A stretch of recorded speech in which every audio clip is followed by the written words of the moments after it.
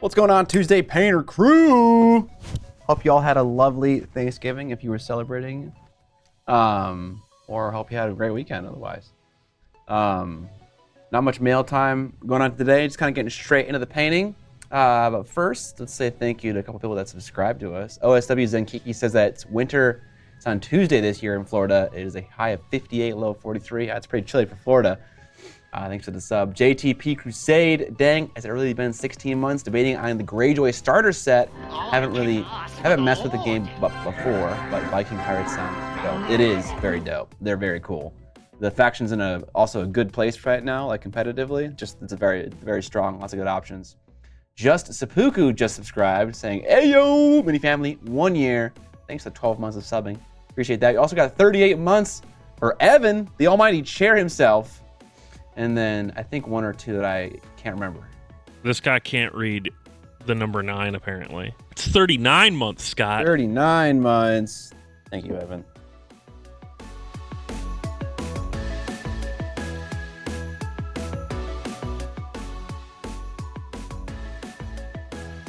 Today we're painting the iron makers that we started last time. And we're going to begin by painting the leather on these dudes. A little bit dark right now. Let's see if I can brighten that up. My hand's overexposed, but you can't really see my hand. You guys have, this is where the nerds hang out? Absolutely. Was there a sub that I missed, like the very first one, perhaps? Let's see. We had, Woken from Bed also subscribed with Prime for 6 months. And Super Gamer Boys subscribed with Prime. 7 months. Super Gamer Boys. Mm-hmm. Thanks for the subs, y'all. Someone asked, I think Woken from Bed asked why there are no timestamps for maybe timestamps in the video itself on podcasts, but also like links for news items and stuff. Since the podcast's inception, I have either edited it, or I have been the one responsible for managing the person editing the podcast. And for the last 3 or 4, we've had John's editor editing the podcast and also overseeing the quality control and stuff. So I basically wrote a little thing on how to edit the podcast and what all the steps are, and they might just be missing a couple steps, like linking stuff in the description and whatnot. Pansy's Bear resubscribed to Prime 16 months. He says, "Ayo." We called out Jess Seppuku, right? We did. Okay. Knock that one off. Also, I want to thank Reaper Ministries for the raid while we started our countdown. So, thank you, Reaper.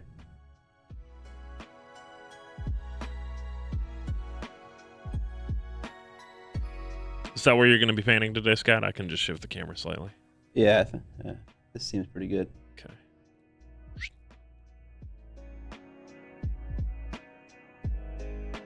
I had a pretty good Thanksgiving. Watched some movies. My family always loves the movie Clueless, so we watched that. Also watched The Wages of Fear. Very intense movie. And also, what kind of tents? 4-person standing height, Those are some big tents. Pretty big tents. And also, I watched an old 80s horror movie called Mausoleum. Wasn't super great, but Wages of Fear was amazing. Clueless 2, The Wages of Fear. The last podcast has no links for Patreon or anything. Oh, okay. That is interesting. Hey yo, and happy painting. I'll be obsessing over flat surfaces of Deathwing White Land Raider today. Send help. Yeah, it does not sound like a fun thing to paint, if I'm being totally honest. Painting flat things is never super fun. I feel bad for all my model kit painting bros. Well, they make the most of it though. People who make model kits really know how to break up a flat surface, or at least the 2 YouTubers that I watch are pretty. They have a couple good solutions. I watch, what is it, Night Shift. Night Shift models, and also Plasma. Those are my chosen peeps. Have I seen the 2018 remake of Pet Sematary? Yeah, I have.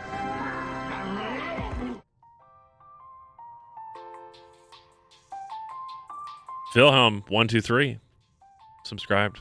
4 months. Thank you, Wilhelm.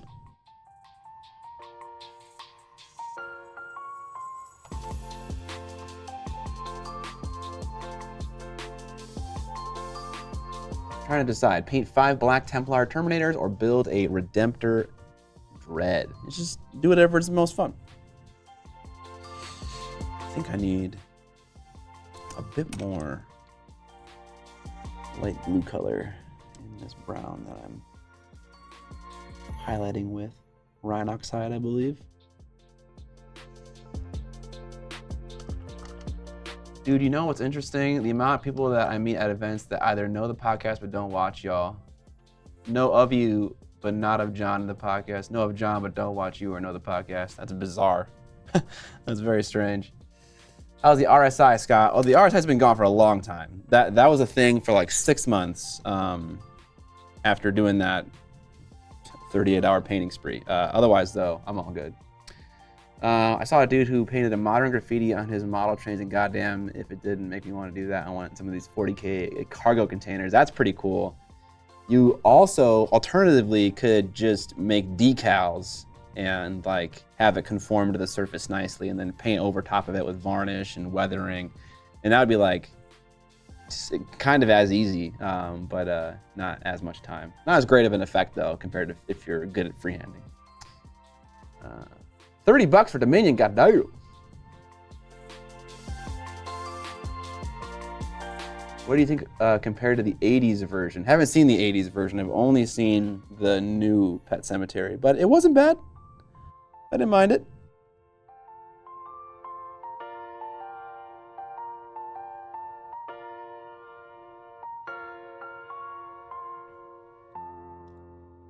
Yeah, I haven't seen that new one yet. Or the old one, my bad.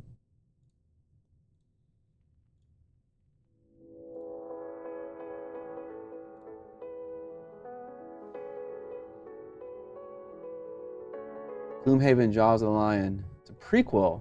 Okay. I didn't know it was a prequel, Jaws of the Lion. But yeah, I've had a couple of games recommended to me that I am looking into. Gloomhaven 2.0, Frosthaven, Jaws of the Lion, kind of all Gloomhaven stuff. Tainted Grail was another one. I watched a video this morning about like how combat works in Tainted Grail. That seems like interesting enough to like be compelling right away. And also Oathsworn. Those are like the 3 larger projects that I'm looking at right now. Gloomhaven stuff, Tainted Grail, and Oathsworn. I've been stuck in a Stephen King zone most of the year. Nice. Question, I'm going with cream color on Templar shoulders. Would you still do white helms or would you go with a different color? I'd go with a different color. It kind of depends, you know, it depends how much stuff is like kind of breaking up the material in between their head and their shoulders. That kind of seems like a lot of the same color in the same spot on the model.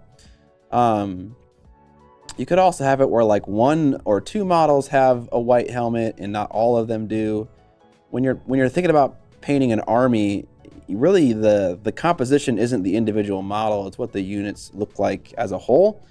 And so some of them can have the white helms and some don't need to have them. That's what I did for like my vampires. Some had blue stripes on the chest, some had none, some had different kinds of blue stripes. So that can work.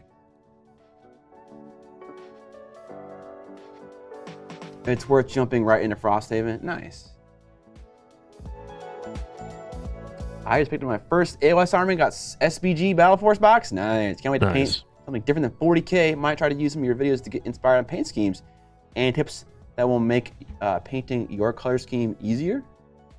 Congrats on a second painted army. Not done yet, Rufus, but I appreciate the premature congratulations. But we're getting close. We're definitely going to finish it before the end of the new year. Don't worry, we were definitely going to finish it before the video, too. Well, what can you do? Just keep moving forward. Yep. Yep.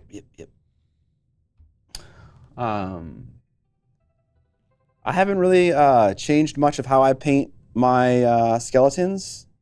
That scheme is pretty much locked in, and like I'm pretty proud of those steps of painting.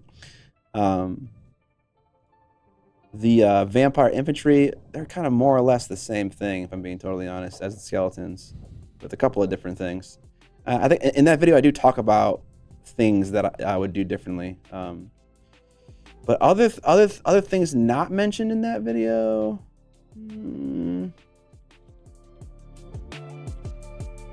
nothing is immediately coming to mind. But good luck on painting the army.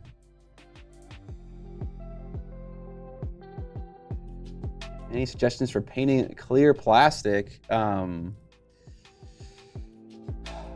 What I've done in the past is I will scuff up the backside of the plastic that I'm painting with like a very high grit sandpaper.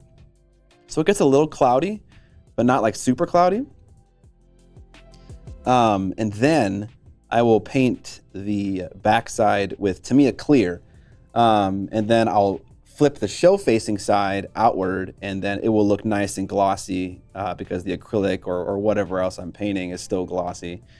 But it will be colored from the inside. And I like how that tends to look. But you may be able just to paint right on top of, what am I trying to say here? Right on top of plastic with Tamiya clear and have no problems at all. Yeah, it depends on what you're painting with the clear plastic too. Like it was very common for the D&D miniatures to have like clear spell effects. You know, where the rest of the menu is primed and that's unprimed, so you could go over that with like a contrast paint or something if you wanted it to be like green lightning or whatever. Okay. Because there is no like front side, back side to that kind of stuff. Right, yeah. I think with that kind of stuff, you don't need to do any kind of sanding. It's got enough tactile grip on the surface to grab onto Tamiya clear or whatever you want to use. Yeah. I was thinking things like acetate that you get from like blister packs and stuff like that, or sheets of clear acrylic. I tied for 4th place for best painted at WCW. Thanks for the help. And my boy HUD, you're very welcome, Pansy Bear. Congratulations, that's awesome. WCW? You mean like the defunct wrestling league? Yes. What is that? That's like World Championship something? World Championship Warhammer? I know there was a thing in Boston. Was it in Boston? GW coming out with clear plastic minis for Army of the Dead. Ooh. Yeah, they've got ghosty boys. Nice. Because what makes skeletons cooler? When they're ghost skeletons. Undeniable.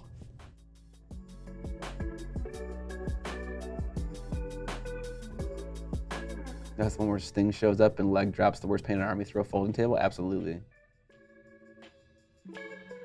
Those specifically 8. Yeah, that's the one where Sting shows up and leg drops the worst painted army through a folding table. Yeah. And yeah, it was World Championship Warhammer. I nailed it. I'm the greatest. No one else could have possibly figured that out but me. I wish. Fucking wish it was wrestling, yeah. You big pro wrestling fan, Scott? No, that was a thing that I totally missed out on when I was a young kid. It's kind of how I feel too. My stepdad kind of liked it. Being in the acting industry, he felt a certain kinship for it. Okay. And then Sting takes his mask off and his face is painted like Sting underneath. I love that.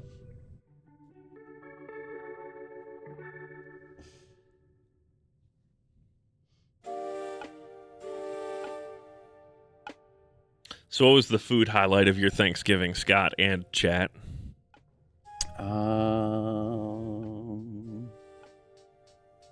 Let's think here.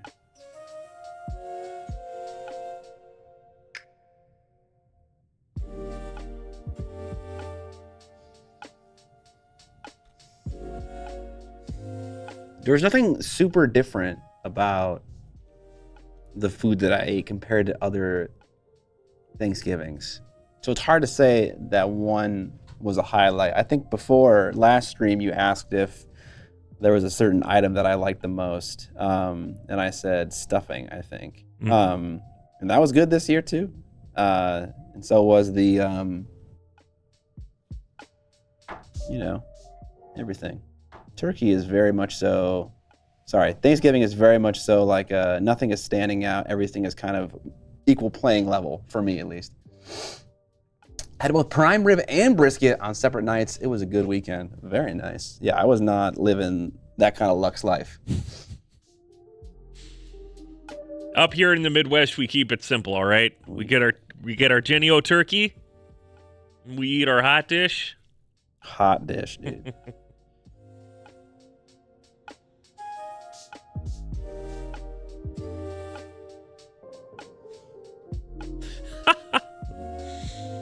Cabe the DM says, my wife's family introduced me to cornbread dressing, stuffing, and I will eat that to my death if not checked upon. That sounds pretty good, actually. Yeah, I think that would be a pretty solid way to improve upon traditional stuffing, is to make it out of cornbread. Because cornbread is good. Someone said Graham's rolls. Someone else said Pizzoli and fry bread. Never heard of Pizzoli and fry bread. Woke up sick on Wednesday. Rescheduled to Saturday. Thursday, my sister texted that she and her husband have COVID, second year in a row. So now Thanksgiving is this coming Saturday instead. Oh, dang, okay. Whipped potatoes with sour cream and cream cheese mixed in. Also sounds amazing. My parents did something a little different this year. They did like a kit from a restaurant, and I don't know which one it was, but it was one of the local ones here in St. Paul, where they give you all the dishes almost ready to go. There's like still including a little turkey and stuff? Yeah. Oh, wow. Yeah, so it's like it's already been brined and basted and stuff. You just pop the things in the oven, and some of them you have to do like the finishing step, right? Put on the sauce after it's baked, that sort of thing. Okay. And it was both really good and a lot less annoying to show up to. It's never like a kitchen nightmare or anything like that, but it's always like people are stressing about getting things right, and it takes a lot of that out of it, which was nice. That is pretty cool. I didn't know you could actually do that.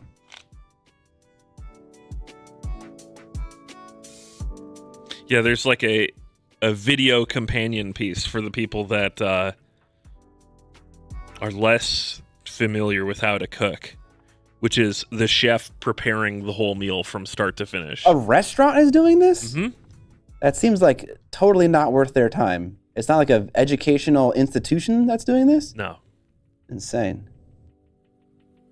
You have to pay for the video separate from the food? No, probably not.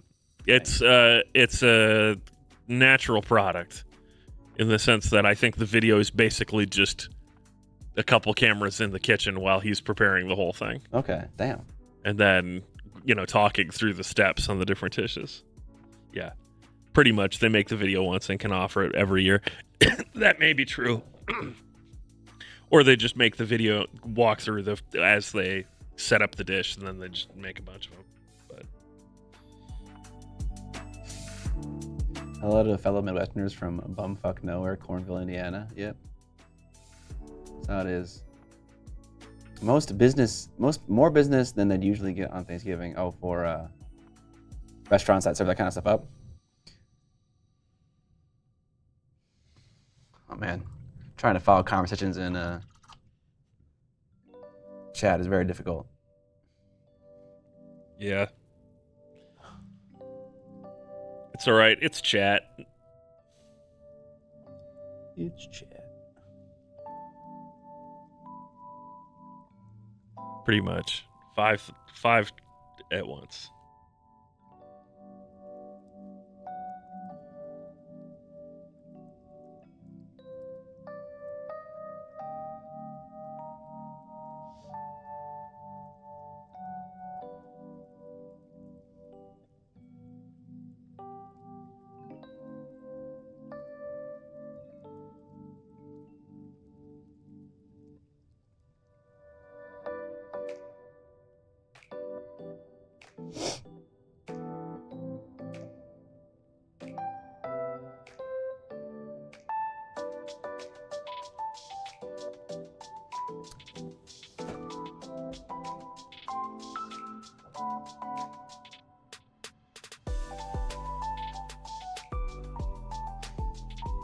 Carmel, Indiana.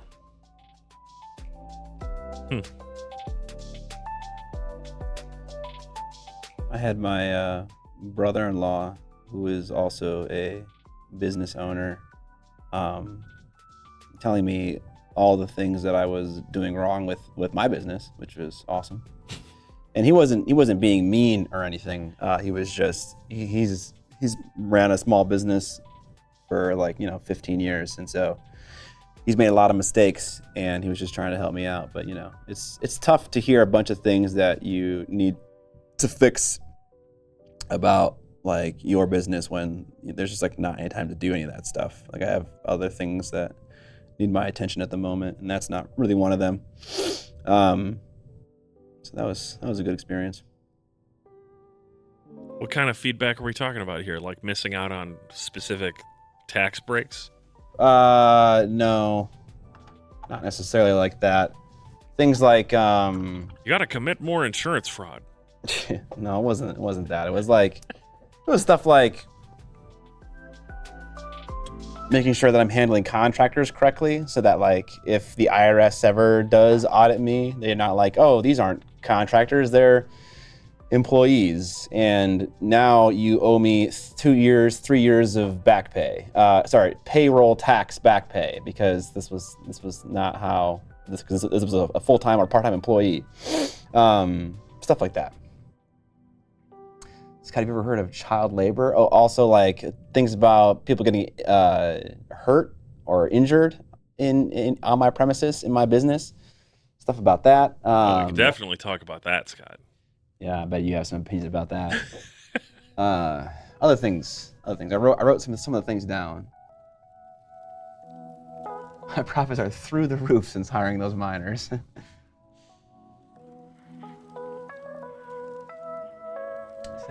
Setting aside time to work on the business is the biggest challenge for small businesses. I fucking believe it. I guess that I never started to do any of this with the interest or intent in running a small business or figuring out the best practices for running a small business. It's not where my passions lie. So I just don't care to research that stuff or to really put time into it, but it's obviously very important. Yeah, the people who are excited about that stuff and research that stuff are generally what we call accountants. Yeah. Accountants, business managers, stuff like that. Yeah. People who pursue an MBA. It would be awesome if I had a business manager who would just run through all my shit and be like, well, okay, you're messing up here, here, and here. And it's oh, okay, nice. I want the same thing for YouTube. That'd be amazing to have a consultant for both those things. Yeah, but a YouTube consultant would come in here with sage spirits. Sage spirits. Talk about having to detox the feed, because it's all, nobody knows really how it works. Even YouTube doesn't know. Consult the tea leaves. Exactly. I must consult the bones.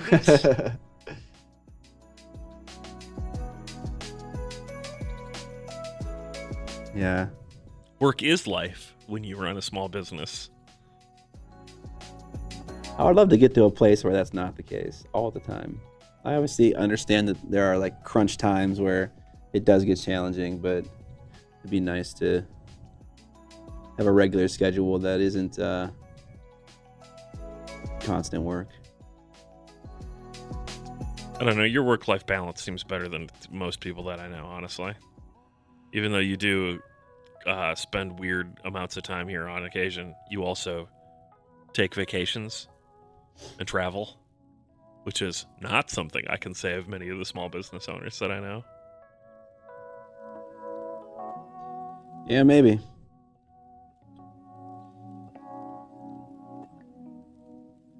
Yeah, Juno the DM has it right.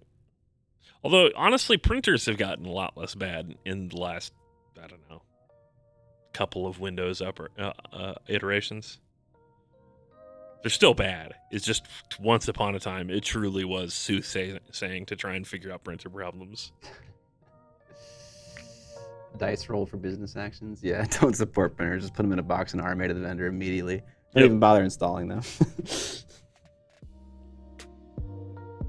Yeah, that was the number one thing that was constantly breaking whenever when I worked at Geek Squad, or even before that, whenever I visited family. They always were talking about how their fucking printers were broken and needed to be fixed.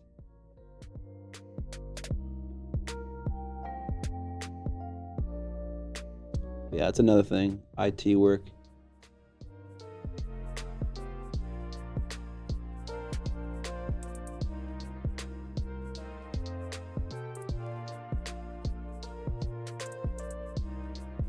IT work can be fun. It just gets a lot less fun when you're doing the same thing over and over. Yeah. Fixing a printer problem once, an interesting and novel thing. Fixing the same printer problem across an entire organization 500 times over the course of a month. We're now in purgatory. That's also true, Rufus. You combine the time you'd spend on work and kids, he's got a great work-life balance. Yeah, sure.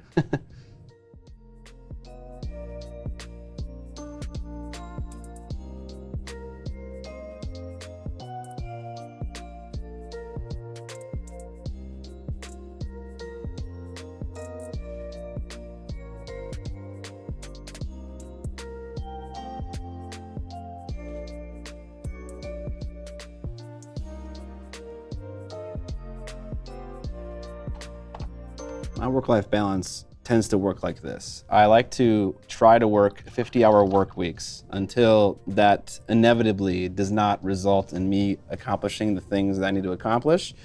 And then like the last 3 days before any given deadline, I just work like 18-hour work days in order to finish it. And that kind of just happens on repeat, around potentially a video release or any kind of thing that has a deadline.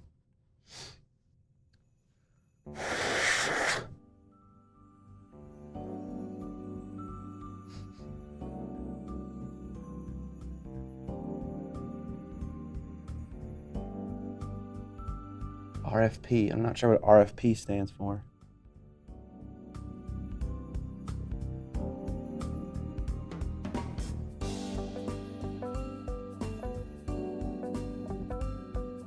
Request for proposal.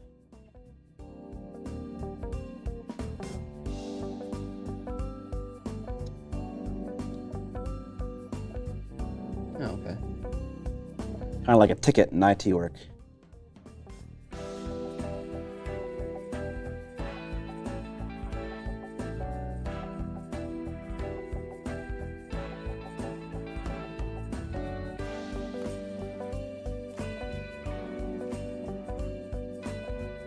Very common in business-to-business contracts. Okay.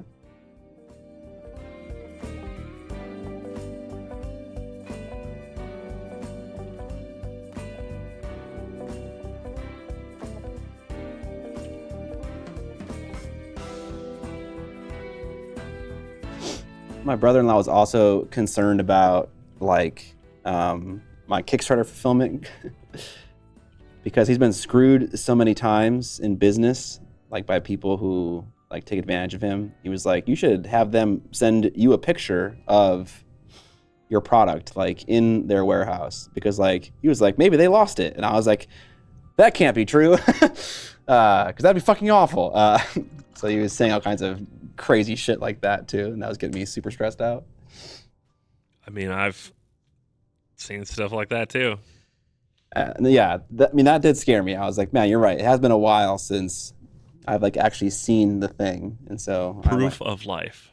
I went and asked them, just like, hey, let's see a picture of the progress. We'll see if they get back to me. They responded recently saying that the UK and Australian product is going to be ready to go December 4th. I think we're in the 28th right now of November. So like a week. But I mean, they've said dates that have not come and gone worked out, so I'm not really like relying on that at all. Yeah, I'm not curious if they have my stuff at all. Thank you, Scott, brother-in-law. Try not to treat 90% of business relationships based on 5% of bad ones, though. I mean, like, I don't know. Trust but verify is what I have to say to that. Trust but verify and have contracts. That too. In place for everything. Yeah, and my brother-in-law is definitely works in a different industry than I do. Where like screwing people is like kind of part of the MO. And so I don't think his experience is necessarily going to match mine. Man, where does your mind jump to when you hear screwing people as part of the MO of the business? Yeah, I don't think you're ever going to get it. Unless you're like making a dirty joke right now. I'm not. I'm just one of those things that when you work in any profession, there's just like you also only hear about the screw-overs. That's not necessarily true. Corporate America, work in general. It's like, so since I work in insurance, roofing companies nationally have very, very poor reputation for absolutely unbelievably shady business practices. Anything involving capitalism. Not useful.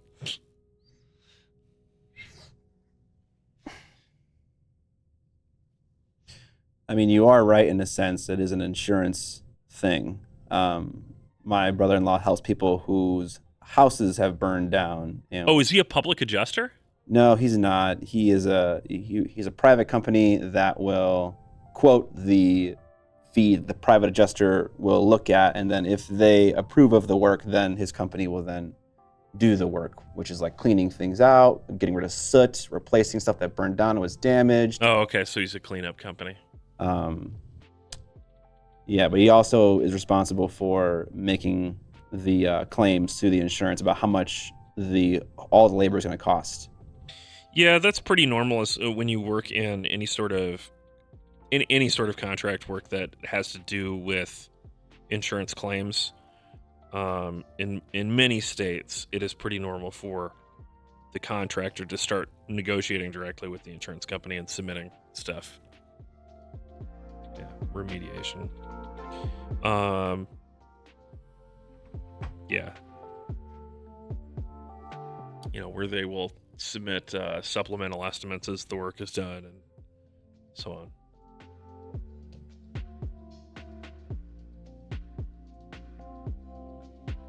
Yeah, you are not wrong, Mike Cheney.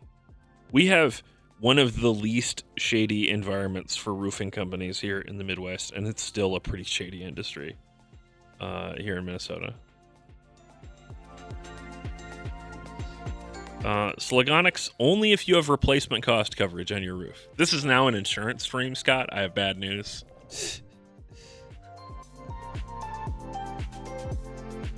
If you have ACV or scheduled valuation on your roof, you will be paying for a lot of that roof rather than just your deductible. Yay, work and pleasure have now merged.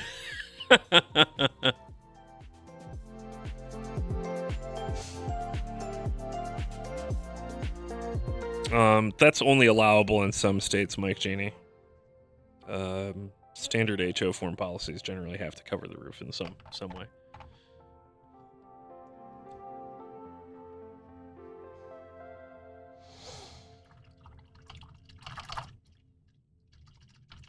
I managed to beat Jedi Fallen Order, right? Hey, you did it. Last night. It was a pretty short campaign. It was like 30 hours, 25 hours, something like that. I feel like it was a lot less than that for me, but maybe I'm just misremembering because I play games in a big sprint. You've been playing that game for like 3 months. Yeah, I had like a pretty long break in between, like in the last like month and a half or something like that, and then I kind of just like blew my load like in the last 2 days. Yeah, I just beat it in the last 2 days. I really enjoyed it. I thought it was pretty good. There's a couple of, I feel like the game doesn't really think about quality of life when it comes to gaming. Well, obviously it thinks about that, but there are a couple quality of life adjustments that I'd love to see to make that game just less of a pain in the ass to play. Particularly when you get to the end of a fucking level, you generally fly to a planet on a spaceship, and then you get super deep into the level, and it's like, okay, bitch, now run back. And it's like, come on, dude. Like, do I have to do it all over again? So that game is almost a Souls-like. Yeah. And the pain is part of the pleasure in, fuck in that that. design world. Nah, ain't for me. Survivor has fast travel, so they did fix that. Good. But, yeah. Yeah, and that's the other thing at JTP. Fallen Order can be pretty long if you try to fully explore everything, and I definitely haven't been doing that, but I found a decent number of stuff. Like I'm at like 85% and higher for like all planets. What difficulty did you play on? What was that? What difficulty did you play on? I think a moderate one. I think just Jedi Knight. I think there's 4 difficulty levels, and I think that's second from the easiest. I think there's like, I just want a fun experience, a fun narrative experience. There's Jedi Knight, and then 1, and then like Jedi Master, I think. Something like that. I can't remember what I played on, but I normally default to the hardest, and then I regret it every time. I just started playing God of War, and I played till I got to the first combat encounter on the hardest one. And then I was like, you know what? No, this is just going to be too much suffering. Yeah. So I'm doing the second hardest. Okay. Yeah, I liked it. I liked it a lot. I thought the combat was pretty good. I struggled sometimes with like latency. I felt like I couldn't tap block right when an attack was happening. I needed to tap it like prior to actually get like a successful parry off and things like that. I don't know if that was like a latency issue because I was using like Steam and Big Picture and like a controller, not a mouse and shit like that. But you had to I just adjusted to that. Once I adjusted to the timing, then it was fine. I think it's just timing by design. Yeah, possibly, or that too. You need to be a little bit early. I love the lightsaber combat in Survivor. Yeah, I don't know if it's anything like the Fallen Order, but I definitely enjoyed that. I would love to be able to pick a red lightsaber for myself. I know that's like the bad guy, but like that's just what I want, and they don't let you have it. But yeah, I bought a Survivor because Steam does this cool thing where like if they sell the game in a bundle on a discount and you have some of the games in the bundle, it will sell you the bundle price with the games subtracted from it that you already own. Yeah, I did the same thing. Which that's pretty fucking cool. Yeah, Survivor was 40% off or something like that, and then if you bought it in the bundle, it was like 47% off. Yeah, that's so cool that they do that. And so I bought it as well, but hilariously, I can't install it on my home theater PC because like me and Evan discussed this over the weekend, it's 136 gigabytes. It's chungus. So fucking big, and I don't have like a ton of space on my home theater PC where I play most of my games. I definitely think that I've made one holiday purchase and I'm going to make one more, and the other one's going to be a Wombo big SSD. I need like a 4 terabyte SSD. Nice. Yeah, I bought two terabyte SSDs, one for my upstairs computer and then one for my home theater PC, all at home, just because I would love to. We also need more storage on this one, as we discussed last week. Yeah. Or 2 weeks ago. Okay, yeah, so we were talking about 100%ing the game and it being fast if you were to do that. I feel like, it would be long if the gameplay would take long.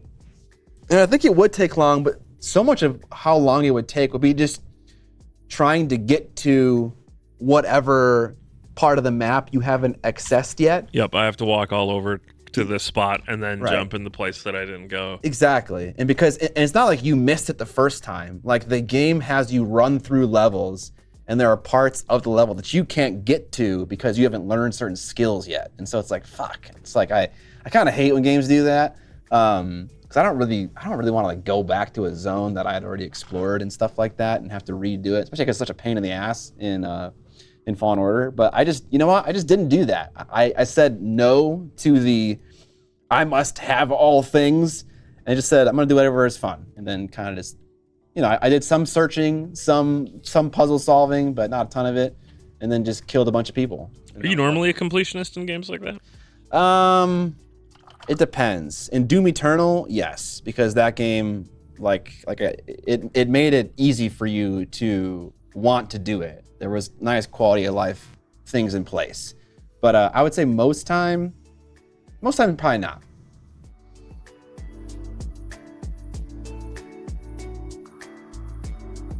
Kernel drive time.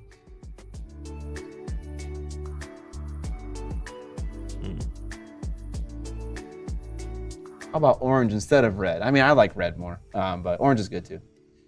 Survivor's parry system is nicer. Oh, that's cool. Good to know. Oh, and you have like stances and stuff? That's crazy. Yeah. That's cool. And I want to play it right now. I need to like bring home like someone said, an external hard drive. I shouldn't have bought it. I should have checked to see if it was on sale on Origin, because it's not even a Steam game. You run it and then it just launches it with a wrapper in Origins. Origin? I think Survivor is actually a Steam game. Oh, is it? Okay, fantastic. I think that EA has abandoned the you have to use Origin wrapper thing, but I could be wrong. Okay, yeah, it was. Someone may correct me in chat. I haven't. It was launching in Origin to play Fallen Order. Yeah, that was definitely from that era. One thing about the game that I really liked is the concept for the Night Sisters. There's only one Night Sister in that whole game, but it's way better than the cartoon and then the subsequent Shatterpoint models that the cartoon is based on, and also the Ahsoka TV show. Like the concept art for the Night Sisters is way better in the video game, and I would love to see figures like the ones in the video game.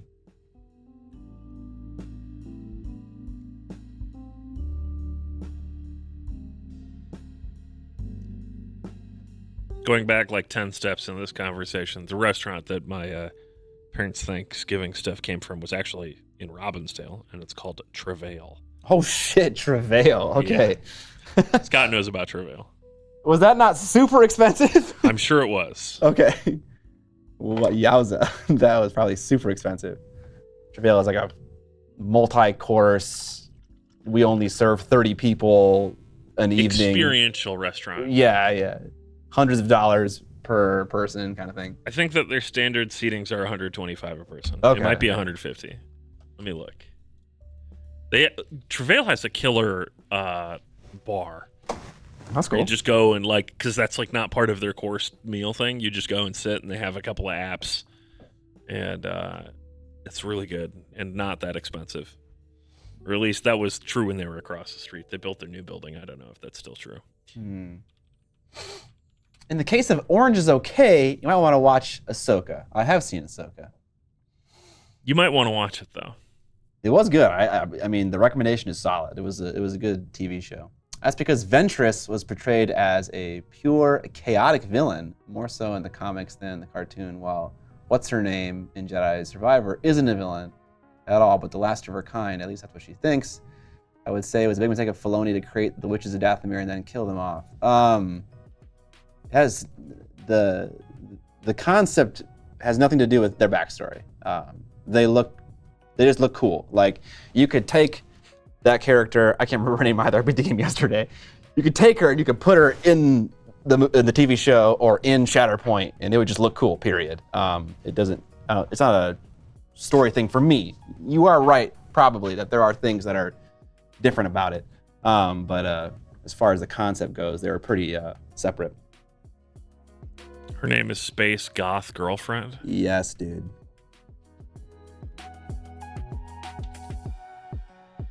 That's cool, though, that you have all those different stances in the game. Single-bladed, dual-wielding, double-bladed, cross-guard, and single-blade plus pistol. Marin, that's her name. Thank you.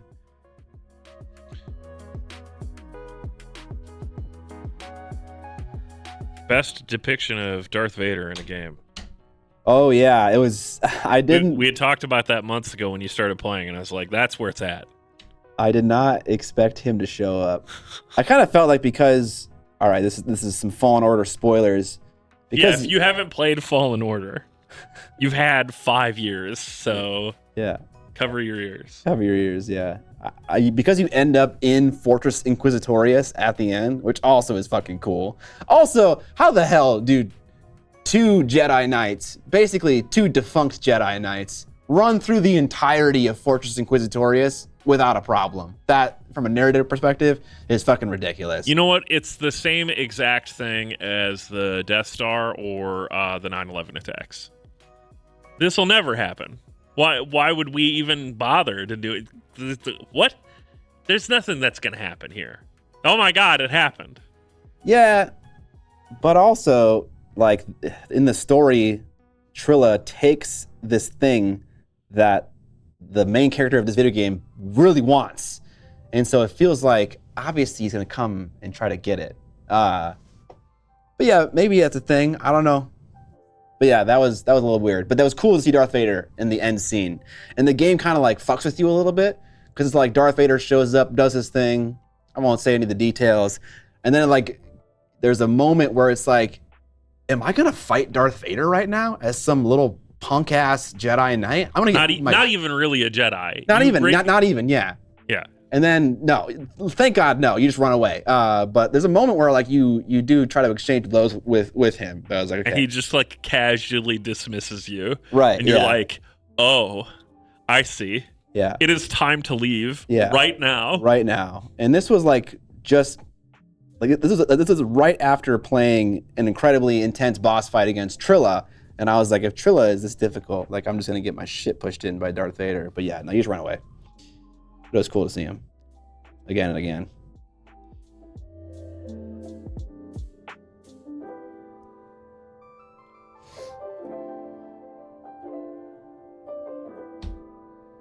See, if Star Wars was more of a comedy, no one would give a damn about the plot holes. Oh, for sure, absolutely. You're starting to sound like a Star Wars fan. Oh, Scott is a Star Wars Well, I mean, fan. I'm a huge Star Wars fan. I mean, I think now especially, all thanks to Shatterpoint, actually, I'm way more into Star Wars than I ever have been in my entire life. You just have to play the game more until he stops liking it, and then he'll shut up about Star Wars. So Survivor? Oh, Shatterpoint. Okay, yeah. Yeah. Maybe the walls are force dampening, so they're not constantly sensing each other, or maybe they're used to sensing other force users all the time while there. Within moments of entering Fortress Inquisitorius, the alarm gets sounded, and like you submerge a third of the base in water, and so it's like I don't know if you really need force to detect an intruder. It's like at that point, shit is hitting the fan, and everyone knows about it. But yeah, again, we don't need to nitpick the plot holes of a video game. It's cool enough just to hit people. But I want to be a bad guy and hit people. So play Force Unleashed. I might end up doing that too. I mean, they're older games, but they're pretty fun. It's an old game, sir, but it checks out. Yeah. The fact that they made a Force Unleashed 2 always baffled me, because Force Unleashed 1 is kind of the whole thing is right here. The beginning, middle, and end of this character's arc. And then they were like, we're going to make another one.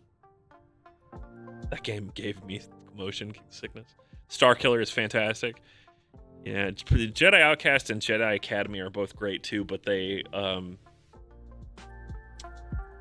less approachable from a modern gaming mindset, is how I'd put it.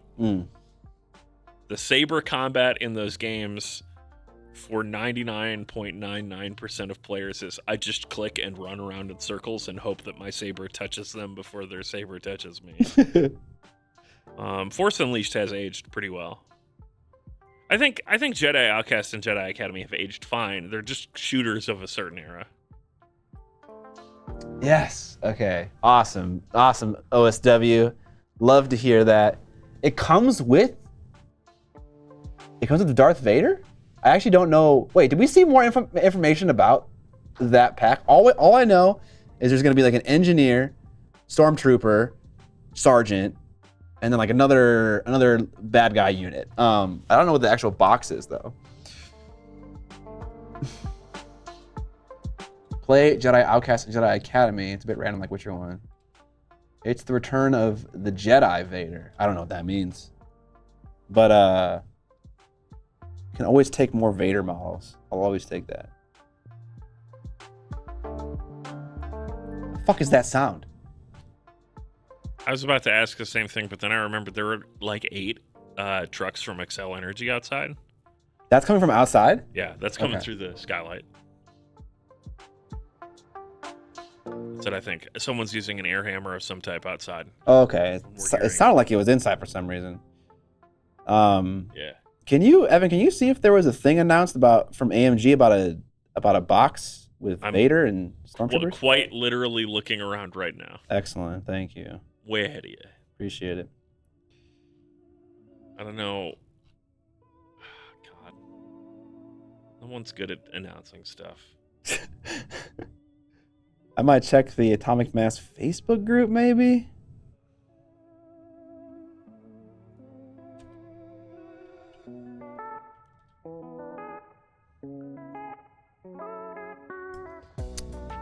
Oh, but then I have to log into Facebook. And I don't have your password. AMG has Oh, wait, maybe I do.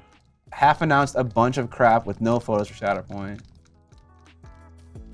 The Vader box is Vader, a Stormtrooper captain, and 2 Stormtroopers. Did we see pictures of that somewhere? Oh, cool. I do have your password to Facebook. BRB, shit posting. It's the same Vader box from Return of the Jedi they announced a while back. Okay. The special edition Vader we have now is Galactic Republic. Anyone is only Empire. Oh, the Fear and Dead Men pack. Ooh, that sounds fucking cool. Summonless Maker. Thanks to the Prime sub. 10 months. Appreciate it, sir. Summon Lesser Maker, but... Summon Lesser Maker. I like Summon Less Maker. Summonless Maker. All right, let's see here. How do I... I'm running out of Abaddon Black, and I'm tired of these GW pots. Any Rex. Nothing that's quite as satin as GW.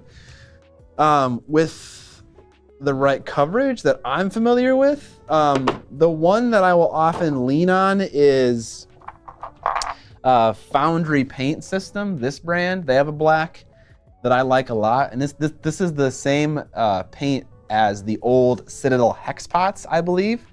And I liked the black from here. I would say it's even a little bit more glossy. Oh, hello. Okay, so just standard Stormtroopers, that's fine. And then Darth Vader with a big cape thing. His cape is very billowy. I think actually the concept art is just better than the model ended up being. I don't understand why people pay for concept art and then they just don't use the art. It's like, everyone knows what Darth Vader looks like. The only thing this concept art is doing for the art department is, I guess, obviously being packaging, but also telling you the posture of the fucking model. But whatever, doesn't matter. I actually think that Darth Vader pose is terrible. The actual model. Yeah. I think just because of the cape, it's terrible. I don't know, the way he's got his head, so he's like holding his sword, his lightsaber out at sort of a movie type low ready position, but then he's like looking to the side and lunging in a different direction. I think it looks really kind of just off pose wise.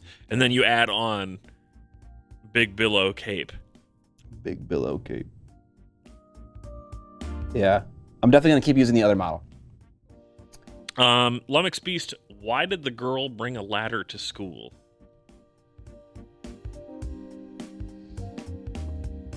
She wanted to go to high school.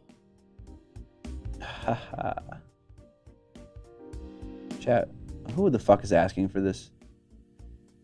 We're past it. You can't run that Vader with Inquisitors anyways. That box is purely for Stormtrooper Captain to replace Pons. So that, I'm pretty sure the Inquisitors are both Republic and Galactic era. Is there a third era with this new Vader box? I don't know. There's a new Luke box. It's all Empire though. I've seen this. It's all one. Galactic era stuff, which the Inquisitors are both Galactic and Republic, which I could be wrong about. I think that's true though. What's the internal body temperature of a Tauntaun? Lukewarm. That's the kind of fucking dad joke that I like. Sure. Yeah, this box is better. This is a case where they didn't use the concept and probably for their benefit. I like that pose on the model more, even though it'll be a pain to paint his face if you don't paint it before you put his head on. Yeah. We are never past dad jokes. That's true. Fun fact, they paired Padawan Ahsoka with Plo Koon. It's a nod to the fact that Filoni originally paired them for Clone Wars, but Lucas changed her to be Anakin's apprentice. How do you know all these things? They're Star Wars fans. Damn. A lot of the concept arts are better than the sculpts IMO. I find that to be so true in a lot of mini painting circles, interestingly enough. I like that I'm finally getting a Lando, but it's not good Lando. It's not the Lando you want. I want Suave Lando. I don't know if you saw. I posted on the Discord my Black Friday haul. Oh, I did not. I bought 3 things for Black Friday. I bought an exercise piece of equipment. Cool. What'd you get? Got an X3 bar. Is that like a special bar for like curling and stuff? It's like one of those home gyms that's based off of like lifting with elastics rather than using weights. Okay, cool. So I can use it inside the house. Mike Genie is correct. No Lobot shed box. And that's the other thing I did. Went to the source and I bought some of those Kerner reprints of Lobot and 9 Numb. Kerner reprints. Yeah, they're Kerner action figures based off of the original like Kerner action figures from the 70s and 80s. But they started remaking them at some point for Star Wars fans, degenerates. Okay. So I've got my Lobot and I got my 9 Numb. That's where it's at. What do you call a translucent droid, Scott? C-3PO? Yeah, you read that. Yeah, you read that. Uncool.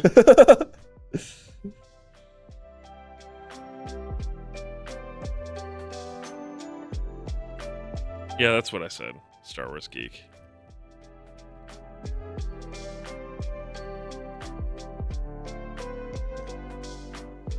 See you later, Alex.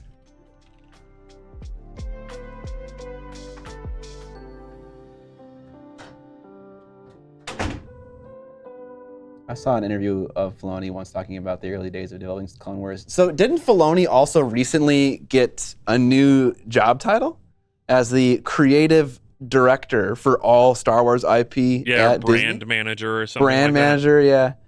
Which I think is great. I think a problem that they have right now is that they have just one guy trying to manage all their properties, and he's not doing the best job, understandably. And so having someone just own one whole chunk of it, so that he can focus on other things. I can't remember their name. Sorry.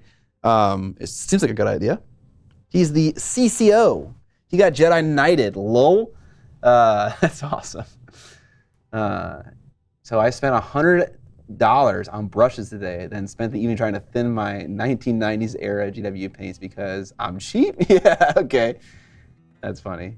Kathleen Kennedy. Oh, I thought it was a dude's name. He like wears a hat a lot.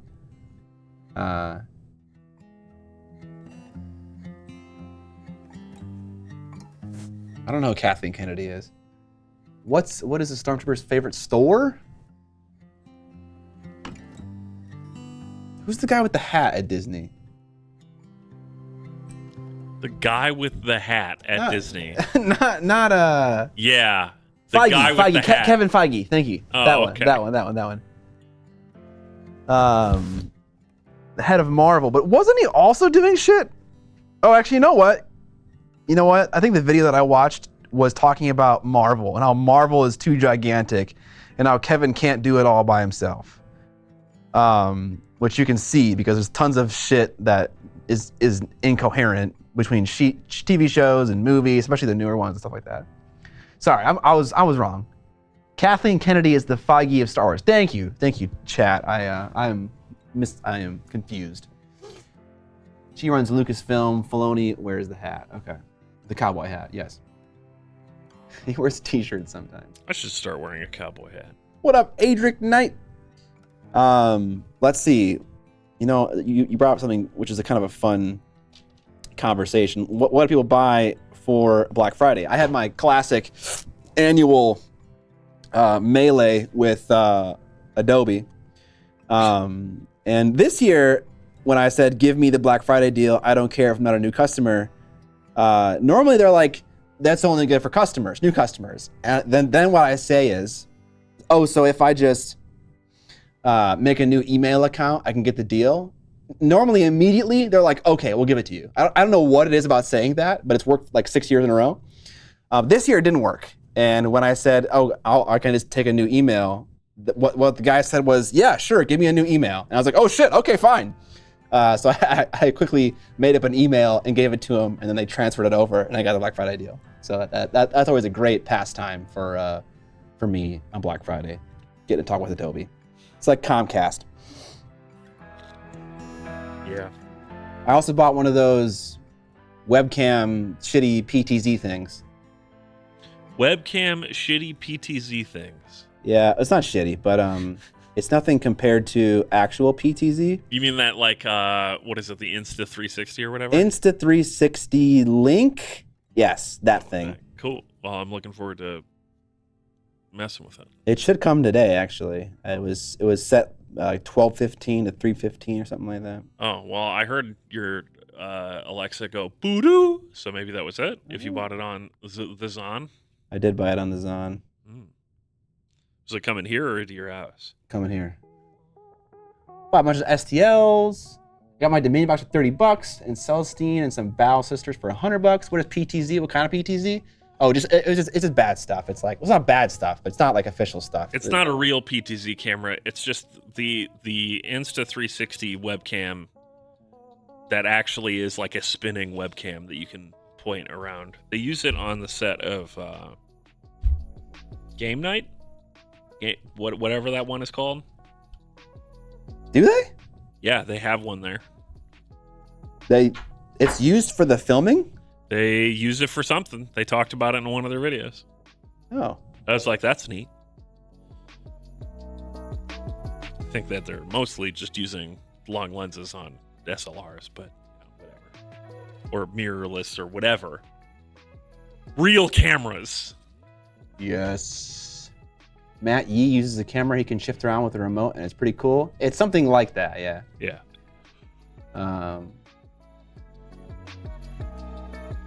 I would love to actually be in Minnesota for a Black Friday so I can like go to stores that I care about and like buy stuff. It's okay. There are never good deals on Black Friday anymore. I mean, I wouldn't mind going to the Source and picking up some stuff. The coolest thing about Black Friday at the Source is that they turn the game room into a little like miniature convention. Yeah, that sounds cool. Where they have a bunch of local creators come in, including some friends of mine that I bumped into there. And I was like, oh, yeah, you guys would be here. That sounds cool. Yeah, it's fun. Get some handmade goods. Am I from Minnesota? Yeah, we're in Minnesota right now. Scott's not from here. No, sorry, you're right. I was born in Illinois. Immediately moved to Wisconsin, like 2 weeks later, like when I was an infant. Lived in Wisconsin the majority of my life. Hey! That's it. Calling it. You're calling it? Let's see. Atric Knight. This is the kind of PTZ that we use here at Miniac. Woo! A webcam. What I'm curious about, and this is totally not related to miniature painting, but allow me. Yeah, impromptu mail time. I just want to see what cable it uses. I think it's USB-C. It's gotta be USB of some kind. USB. Yeah. But it's 4K? that is the actual name of the cable, by the way. It's USB. Everyone just says it wrong. Okay. It's 4K, and so we can punch in digitally still like we normally do. We're rocking quarter 20 on the bottom and USB-C. So basically, we just need a very large USB-C cable that will probably run on the outside of the ceiling down the pole. Yeah,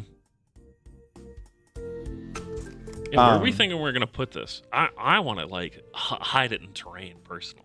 That's the real secret. Hiding it in terrain is a very interesting idea. I was gonna see how far down the camera could come before it was in frame, but that's a problem for us to figure out later. Let's see what comes in. You can USB over Ethernet.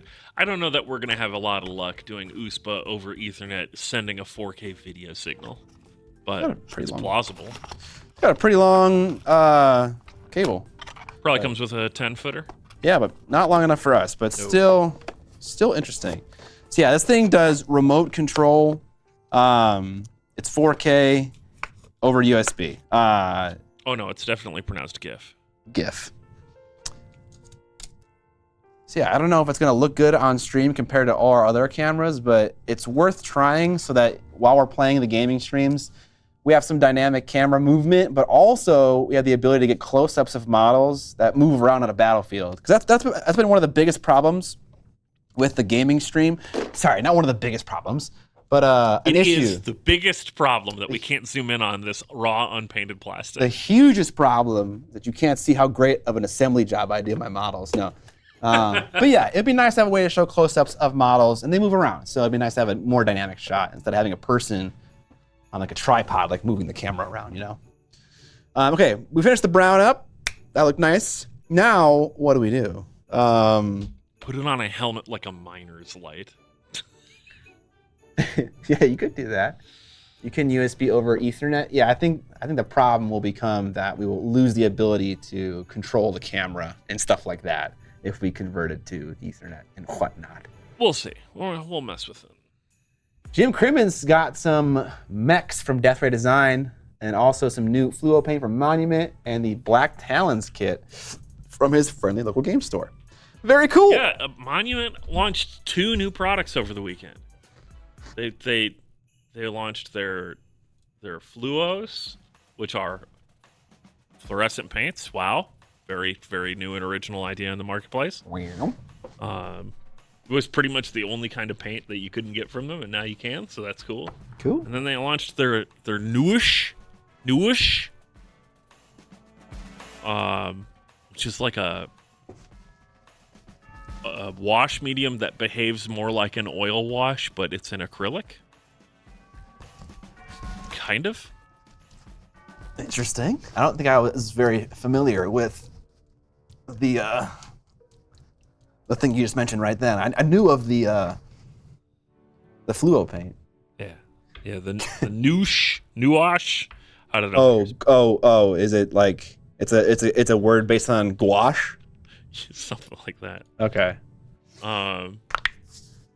Adrix says, I've used that cam before. You can build different preset shots and select them. It's pretty handy for soloing shots on specific things quickly. A la Stream Deck? Yes. So actually, I found the cam from another YouTuber who was doing exactly that with the Stream Deck, which, you know, using the Stream Deck isn't always the most fun thing. I like the Stream Deck when it works. And it works a good, solid, simple majority of the time. About 50 to 60% of the time, I open up the Stream Deck app and everything is still working. I wonder if you can get it to jive with the VSCA, I have no idea what that is, protocol, or vMix. We don't use vMix anymore. I'd like to use vMix, but it costs money. It costs a lot of money, and it was not developed by someone who knows how to make good UI for software. I don't want good UI. I want reliable. I want both. I think both are necessary. I don't have to spend forever relearning how to use someone's software. What's your record number of times breaking the same model? Maybe twice? Not that often. More than that. Banners and stuff? Come on. Yeah, like maybe like 2 times. Yeah, like I broke it, glued it, broke it again. I don't think I broke it 3 times. That'd be ridiculous. I think you've broken that one banner that snapped off. I think I watched you fix it and then break it again on stream and then fix it again. Is it a skeleton banner? Yeah, I think so. Okay, maybe 3 times then. Mike says, clearly double turn is the actual biggest problem the gaming stream has encountered. Nah, because that leads to entertainment and drama, and those are not problems. People having a bad time on the gaming stream is not a problem if it's entertaining to watch. Me and Curtis drove home together, and we spent some amount of time talking about the hobby live stream, and mostly the gaming live stream. That's where he's involved mostly. Just to kind of like, I don't know, hear his thoughts as a person who consumes a lot of Twitch. And I'm not that kind of person. Similar to podcasts, I consume mostly YouTube stuff, so I don't really know what like a viewer's expectation is on Twitch. But while he was talking to me, it was interesting to hear his thoughts. Basically, when he's like watching a stream, the instant someone like leaves to go to the bathroom or there's downtime, he immediately switches off that stream to go somewhere else. Part of the reason for that is because Twitch makes it very easy for you to find someone else, because like the little sidebar is right there and it shows you who's live and shit like that. But then he brought up an interesting point where it's like, you know, if someone that's normally used to Twitch would browse through our stream and see us at any point reading rules or trying to figure out what our next move is going to be, they'll instantly leave. Which is an interesting thought. You know, it's like, okay, what if we just played a gaming stream where we're just making moves as fast as humanly possible, just to see if that really messed with retention or made it more engaging and interesting. We probably would make a bunch of mistakes, like strategically, but that might be still interesting to see. But yeah, a lot of interesting thoughts about the gaming stream when thinking about trying to find viewers who are on the Twitch platform and trying to appease to them, not like fans of the Miniac channel who don't want to watch things on Twitch. Two different audiences. Obi Johnson, I'm not sure that Scott listens to any podcasts in his free time. I listened to a bunch of the developers who did Million Suns and the car game where you use Car Wars? The die-cast cars. Gaslands. What's the name of that guy? I forget the name of his podcast. Yes, Gaslands, but Senior Gasser. Senior Gasser. Okay.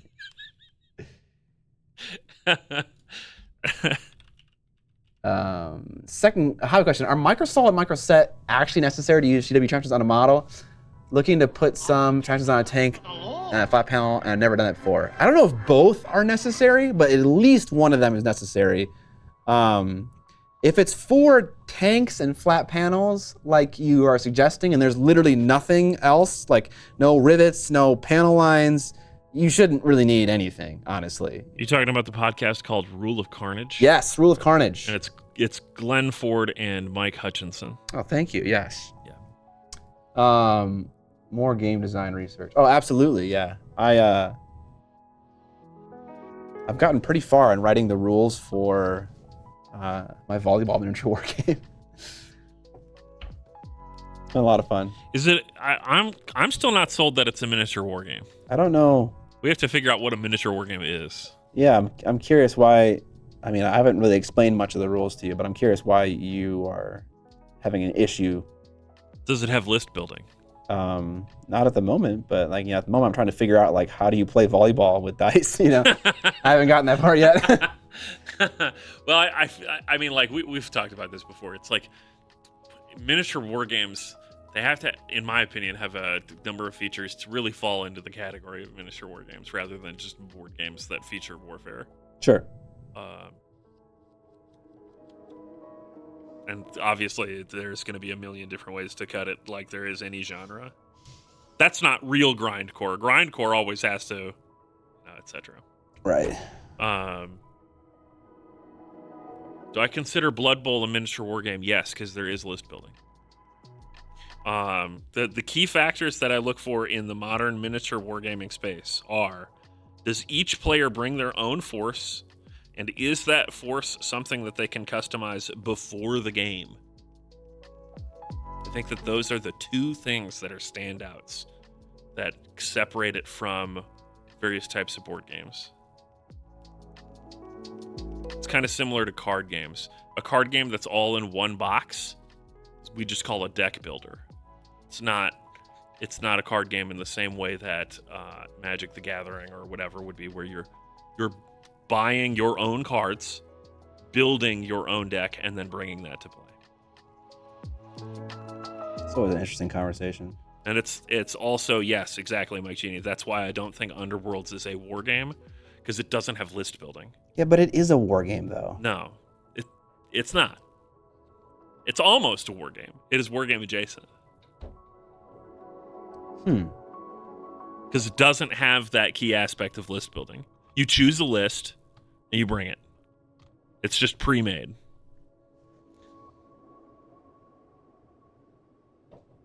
I would love to listen to Scott on the painting phase. You should consider hitting up Peachy the next time you're in the UK. That'd be super cool.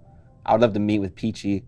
I really just like talking with people about the hobby. I don't think I am super skilled at a lot of things in life, but I think I'm pretty good at having a solid conversation, like interviewing someone. And I really enjoy that as well. I really enjoy just really picking someone's brain about a subject and like really going deep on something and asking a lot of questions. And so I would love to do that. I'd also love to do that. Like when I'm in the UK, I'd love to play on that one channel, although they've never invited me. Wrecked. I mean, they don't know who I am, I don't think. Fuck, what was the name of that channel? The one we were talking about, Game Night? Game Night, yeah. Yogcast Game Night. I mean, Peachy was just on there. If they know who Peachy I is, know. they know who you are. Yeah, I saw that. I was like, oh, cool, Peachy's on here. Yeah, they were playing Black Powder with characters from that Sean Bean show that I can't remember the name of off the top of my head.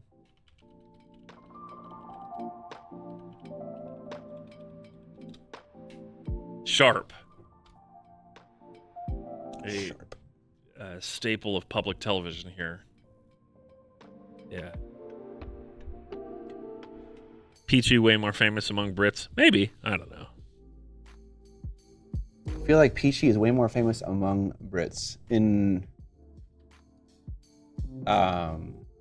you mean like as far as getting on the Gamecast the Game Night Yogcast? In the hobby space? I don't know. I don't know if that's necessarily true or not. I have no idea. Not sure. So, more famous than who? You. Oh, maybe. He has that GW advantage. Mm-hmm. But yeah, I haven't. Hard to know. It's a really hard thing to measure.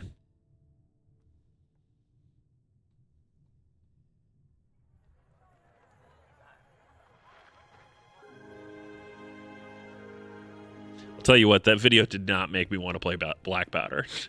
I didn't. The only videos on Games Night that I don't watch are the ones where they play historical games. The issue wasn't that it was a historical game. The issue was that it was like, man, that seems really swingy. Okay. What?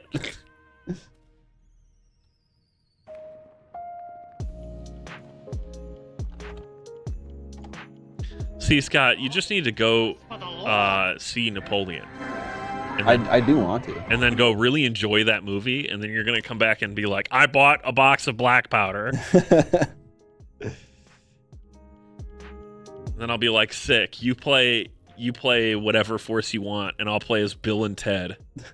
And they're friends. Got Genghis Khan, Napoleon, Sigmund Freud, Socrates. Thank you to Exigent Midnight for a sub. I was just about to say that. And also, I don't know if we called out Amos Dean resubscribing 17 months. Who? Amos Dean? Amos Dean! I think we missed Amos Dean. Well, we didn't now. It did tell a very entertaining story with the game, Slugonix. That is true. Spitfire Miniatures wants to know, has anyone used the Chimera colors? Yes. Yes, we have. What do you want to know about them? I'm not sure I've actually used any of the Chimera colors. Yes, I have. There you go. I've used pretty much everything else in here, I think.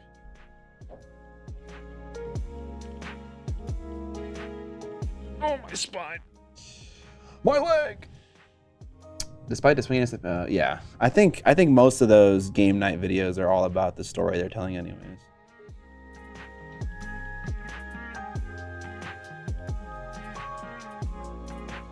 Someone told me they're extremely vibrant colors. Is this true? I don't want to shell out the cash to find out, then be disappointed. If you buy a vibrant color from them, I think that's largely true. Yeah. If you buy like washed out pastel red or something like that, it's going to look like washed out pastel red. Yeah, the red in particular is really amazing. To be clear, Scott literally means a paint from them called the red. Yeah. And it's red. The violet is incredible. It's very dark though, but like when you mix white into it, it just turns into this beautiful color. I kind of want to just get it out right now just to show you. The magenta is also super nice. The problem with the magenta is that has very poor coverage. And so it's it's difficult to get to work for you, like in a paintbrush, in like a base coating or a layering capacity, because it just doesn't really cover much of anything. I don't know where the purple is. I'm not gonna spend a bunch of time looking for it. My hobby, my whole office is a wreck right now, stream. There's so many more important things to do than clean up. So whenever that happens, and in fact that just continues to happen, project after project, then I just don't. I just never clean up. But some point I will, probably after the new year. I was gonna come over there and zoom out the camera a bit so they could see even more of the mess on the table. Yeah. What up, Goobs? The army keeps on looking great. Thank you, sir. Appreciate that.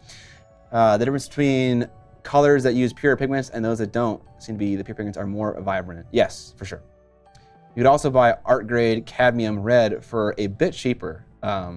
Yeah, you could as well. That would do the same thing. It's good for you and healthy to eat too. Yeah, don't eat cadmium paint. One thing I was interesting when I was at Romans is that you kind of think of all hobby paint as not having metals in it. But there is a very popular paint that a lot of people have used called Dark Sea Blue.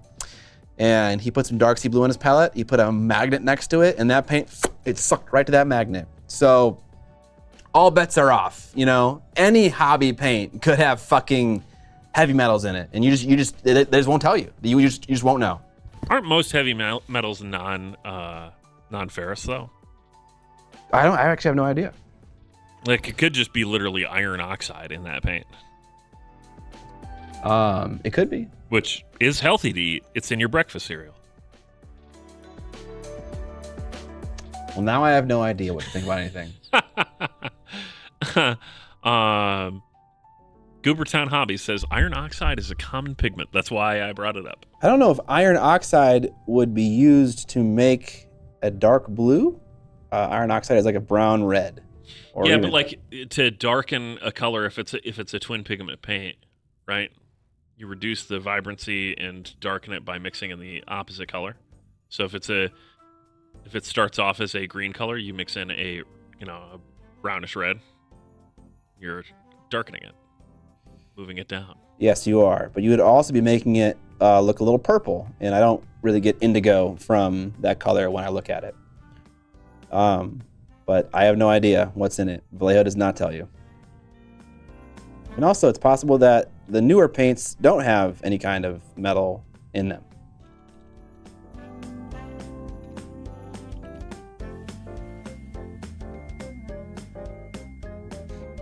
Iron oxide loops is part of iron oxide blue.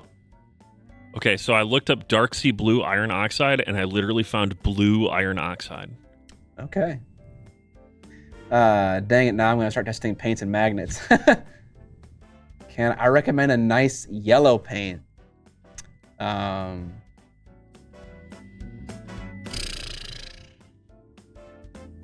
I don't have any that are like perfect for me. Depending on what you're looking for, I really like the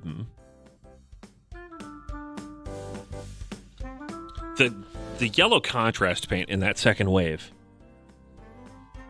is actually incredible. Like I think it's just Iron Fist Yellow or whatever the Fist chapter is of the Space Marines. Imperial Fist, yeah.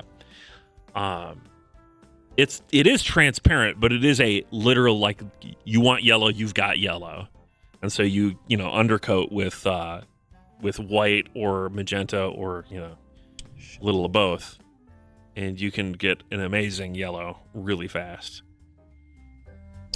Otherwise, Averland Sunset or the yellows from Pro Acryl are all pretty good. I don't know. I've never really struggled with painting yellow. They all kind of just work as long as you set them up and treat them correctly. Oh, this guy never has trouble painting yellow. Mr. YouTuber. It's not a problem I've had to solve. has never tried to paint an entire large dragon with a small brush with yellow paint over black primer. If I ever did that, I would definitely paint the thing with an airbrush, which I think solves a lot of the problem with yellow paint. Over a white primer, like any yellow paint is going to do really well, I think. This is the iron oxide blue that I found, by the way. Okay. Like, so you can make iron oxide blue. We're all learning things today. I am learning as well. Mostly me. Yeah, I don't know. I don't normally paint things that are largely yellow though. I think the one time I did, it was an Imperial Fist, and I think Scott hates the color yellow. I don't hate it. Least favorite color.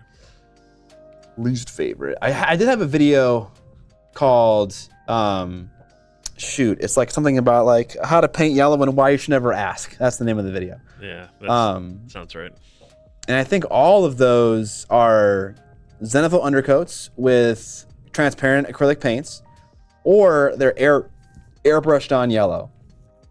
The only time I ever actually paint yellow with a paintbrush in like a base coating capacity is on the very first example where I'm showing you how I used to paint Dark Eldar in a very GW way, and I just used GW paints and stuff. Nothing special. I really like 52 Miniatures guide on yellow that he did 8 months ago. I forgot that video existed until I looked up your video, and that's like the third one below it, and I'm like, oh yeah, that one's really good. Yeah. Spitfire Miniature says that his are always chalky. Okay.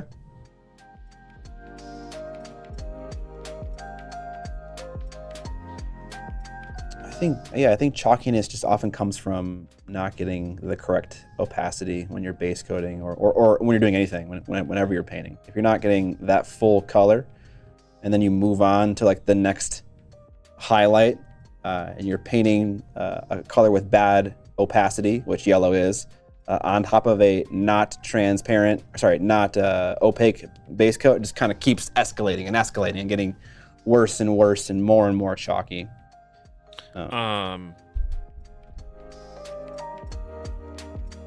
Yeah.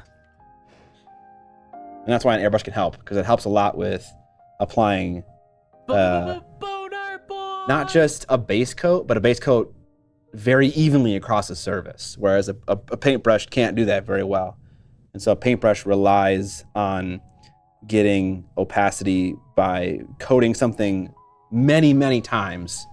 Whereas with an airbrush, you don't need to get full opacity with a color. As long as you're applying an even layer of paint, it'll look like it's the color it's supposed to be.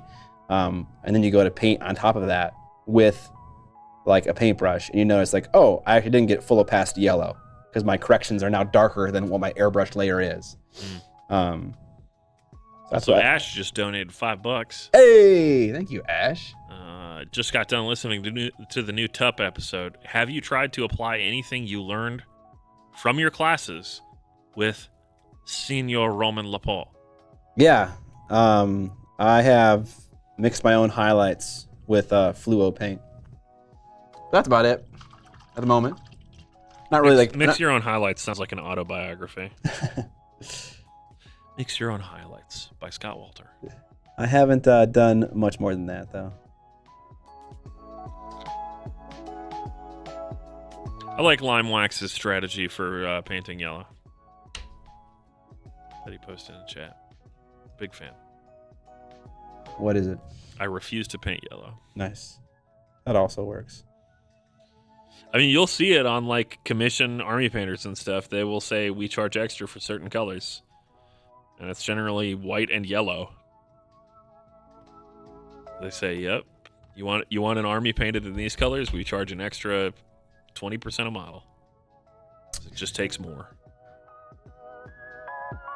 I forget where I saw the tip to use pink as an undercoat. Yeah, that tends to work really well. White and then a pink or a red shadow, and then put yellow on top of that, and you get a very nice orangey shadow. Works great.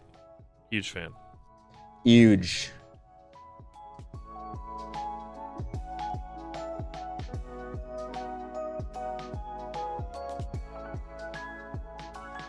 Goobs, I don't know if you're still in the chat, but I haven't yet watched your video about why washing is a crutch, but I'm excited to watch that one. It's a pretty spicy thumbnail. The video's a lot less spicy. Oh, come on, you need to be spicier, Goobs. Yeah. I'm very excited to try more watercolor experiments. Yeah, that was really cool too. That idea makes wet blending so, I don't know, it seems like it makes it more accessible. Well, at least on larger stuff. Watercolor experiments also sounds like an autobiography or an album title. Goobs says he's still here. What up, Goobs?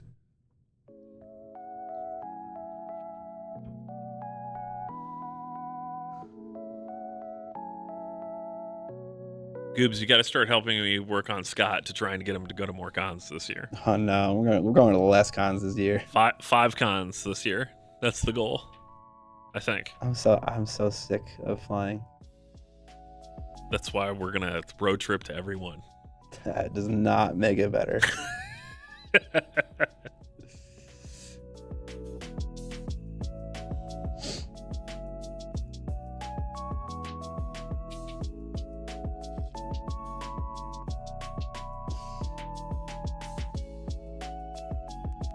Scott, what do you call people that are afraid of Santa Claus? Don't know. Claustrophobic. Well, Well, let's see. We gotta list them off, Goobs. So there's Adepticon, Nova Open, PAX Unplugged.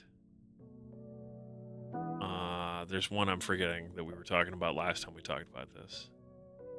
are you just like listing cons now? Yeah, listing cons that we have to get you to go to. Oh, Gen Con? Yeah, Gen Con should be on that list, but I'm less precious about that. There was something else, though.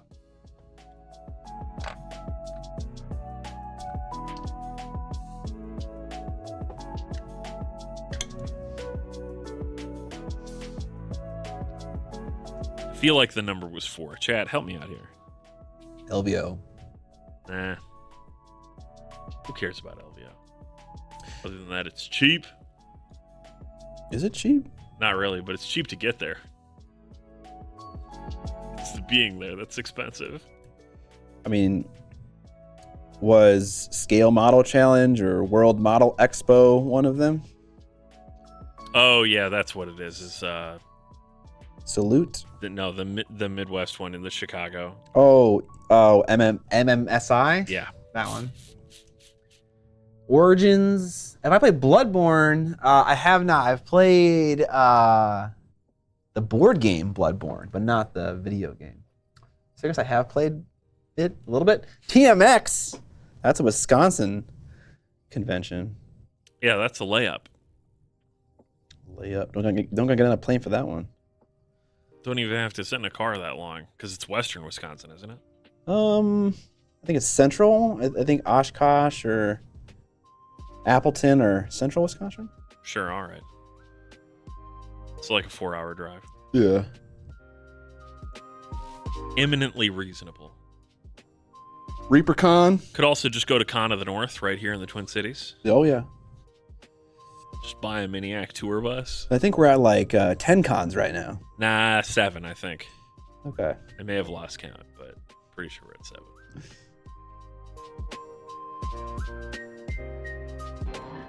Kaboon! Kaboon. Prime. Thanks for the Prime sub. Scott wasn't sure why I did that. Yeah, I know. I was very confused. Con of the North sounds dope. Drunk as con. I played the two-player co-op board game. Two-player co-op of that board game, and it's brutal. Yeah, it was pretty challenging. It was still fun. Con of the North is pretty good. It's not really a wargaming con anymore, I don't think, but it's a con. Con on the Cob. Man. That's a great idea. What do you We mean? should... Honestly, Minnesota needs to have a con called Con on a Stick. Con on a stick. Oh, yeah, and then there's Cool Mini or Not's convention. Oh yeah, in Singapore. Yes. Wasn't the one I was thinking of, but yeah, that too. Oh wait, what's the one you're thinking of? I think it's either going to be here or in Atlanta or whatever. Used to be in Atlanta, was here last year. This year, a few months ago. It's where Nationals were. Oh, okay. Do I count VincyCon? I do not count VincyCon as a con because it is not public. You can't call something a convention if you don't like have open invites. Basically, if I'm not there, it's not a con. God damn it.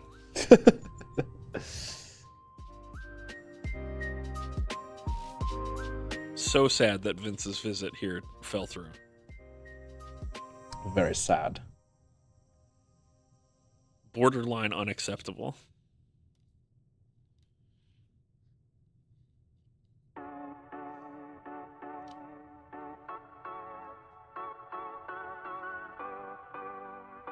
Sounds like I've not tried hard enough to go. Not gonna force my way into VincyCon. VincyCon.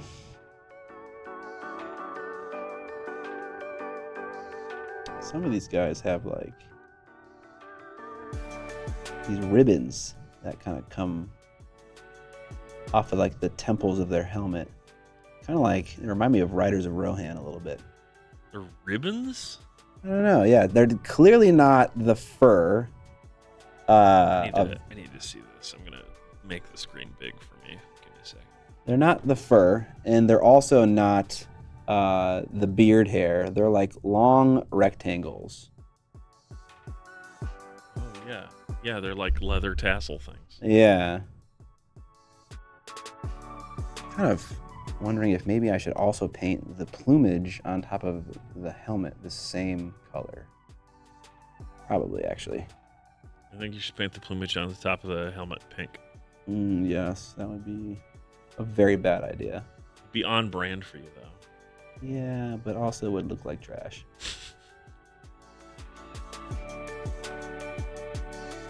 Oh yeah, we should definitely go to Adult Entertainment Expo, Scott. Adult Entertainment Expo. Isn't that didn't that guy who had a news channel go to that con as part of his fucking shit? I can't remember anything. My brain is so bad at remembering things.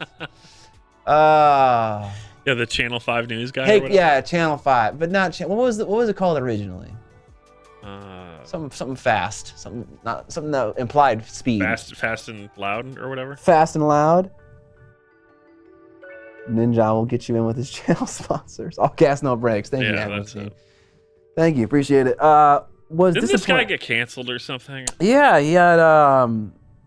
he had some issues with some of his love interests, not treated them correctly. I don't know. Don't quote me on any of this. I watched his Kasim G, dude. That's a fucking throwback. Holy shit. We need a Kasim G of miniature painting. Was disappointed with the quality of refereeing of tabletop wargaming at... Okay, what?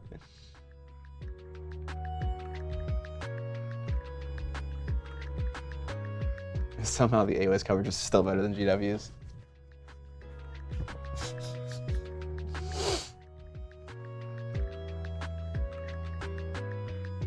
Yeah, maybe I will paint that plume the same color.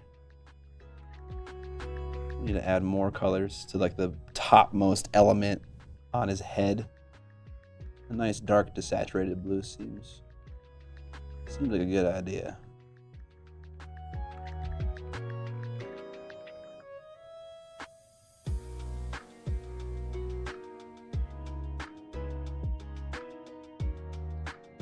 As someone who has painted 2 armies in a year, what is your main advice for finishing my Sisters of Battle army in the next 6 months? It's a great question. You know, I don't really know if I have any great advice because I'm not like... I mean, a lot of the reasons why I'm getting my stuff done is because I'm just painting regularly. Because I do it for videos, I do it for live streaming and stuff like that. And so because that's just happening naturally over the course of a year, you know, things just get done.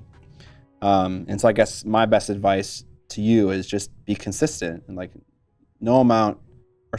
any amount of painting is good and will over the course of many months result in a fully painted army. It's not sexy advice, but it's honest advice.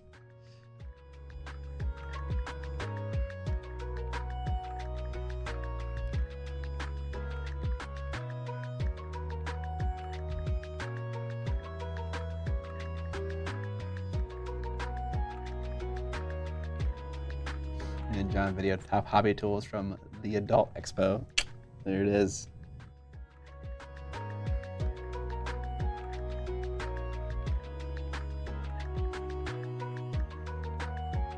Gonna get nice clean lines in between. Viewer bought a tie-dye hoodie. Hey! Oh yeah, actually, there is a 20% off discount on the web store right now, lasting for this week until Friday. You can't see the discount until you put something in your cart, but now is a great time to buy like the Miniac cutting mat, the tie-dye hoodie, some of them may be more expensive items because they're on sale for the holiday season. So if you are ever thinking about buying things on the web store, now's a great time. Mac Blaze, thank you for the Prime sub, appreciate it. Make a list of units to paint, then set a schedule, then a to-do list, then write the list again, then realize you spent more time planning. This is how I'm working on my Eldari and remaining Shatterpoint units. I feel you, brother or sister. I definitely was like, I'm going to paint all day on Sunday. You know what I didn't do? This sounds like COVID all over again. I didn't paint on Sunday.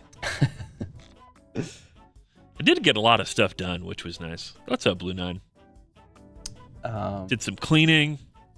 Got rid of my nasty old desk pad that was done, end of life. Got my walking setup working again. Someone said they had to look at the cutting map, but the shipping cost will be more than the item for me. Yeah, probably.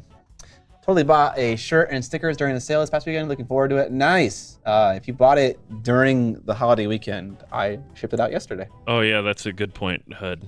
Can you have Scott go over the sizes of the hoodies since they run small? Go over them. What do you mean?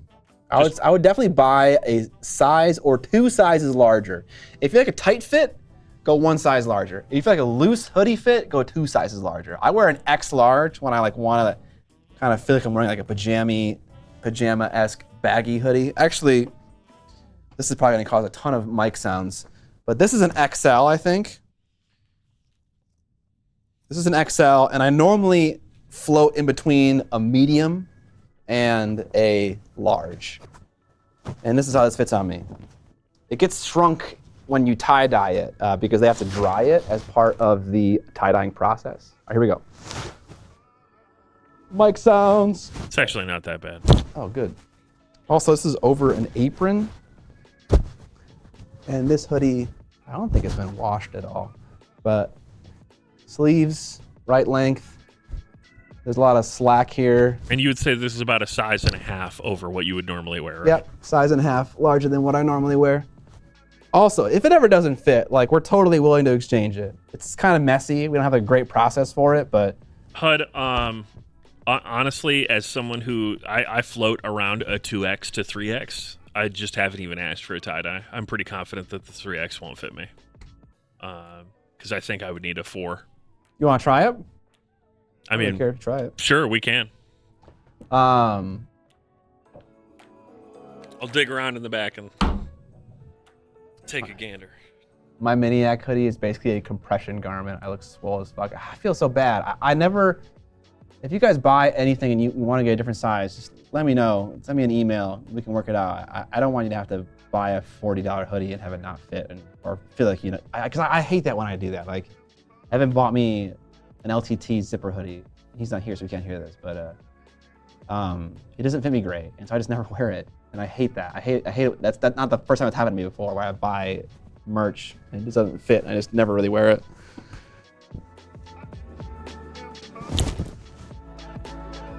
I'm gonna go after the cutting mat. Nice. Fashion show.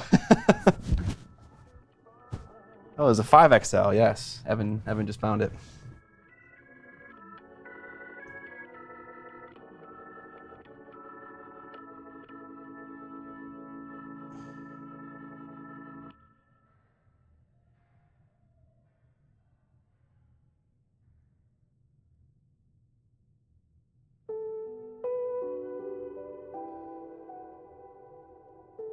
I kick ass for the Lord. Tubikins, thank you for the sub. Hey Scott, not to derail the conversation about merch, Please do. Have you used any premium artist paint for minis like golden fluid acrylics or Liquitex? Yeah, I've used golden so flat. I've used tube paint from Yosonia. Yeah, definitely I have. Why do you ask?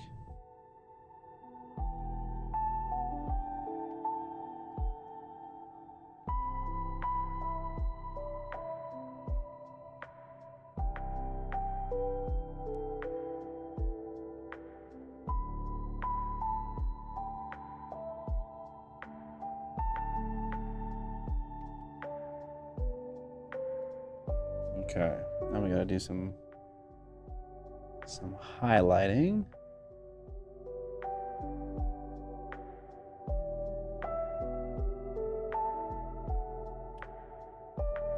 Just doing some very scant highlighting on these blue trim accent things. It's not like super obvious when you look at the model from a tabletop perspective that I have some of these highlights in here, but they're nice for when you look closer at the models. It's like, oh, there is something going on there. Yes, there is. I might have to pick up the other models again to check, because I think some of them have like the head tassel things, and I totally just forgot about them. Any good recipes for brass or copper? We're talking NMM or TMM? McBlaze. Just trying to see how they compare to Scale 75 Pro acrylics, and I haven't. All right, for my fatties, but haven't found any direct comparisons. I'm 6'4", roughly 330 pounds. I am wearing a 5X right now, and it is what I would describe as not a tight fit, but like not a loose fit. I'll walk around in the background.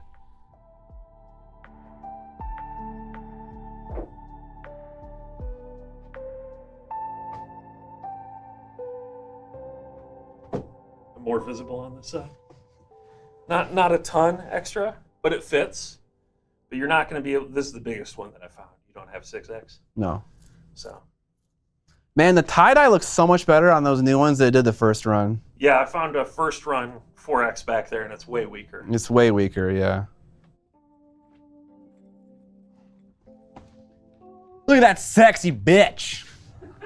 That's Mike Genie. TMM. Bronze or brass or copper? Brass. You know? Okay. The recipe I use for gold is actually pretty desaturated, and it looks maybe a little bit like brass. Maybe you could highlight or shade it in a different direction, but Necro Gold would be a great starting point for brass. And then if you want to go higher up, Peridot Alchemy. These are all metal and alchemy paints from Scale 75. For reference, this is a 3X from LTT. This is a little looser. I assume that you guys could hear me through Scott's mic. This is what I would call standard. Sure. You got blue on your lip. Thank you. I'll deal with that later.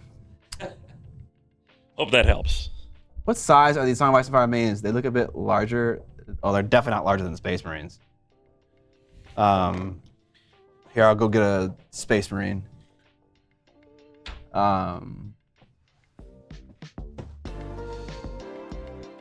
They are probably shorter than Space Marines. They're like 30 millimeter head to toe, height-wise.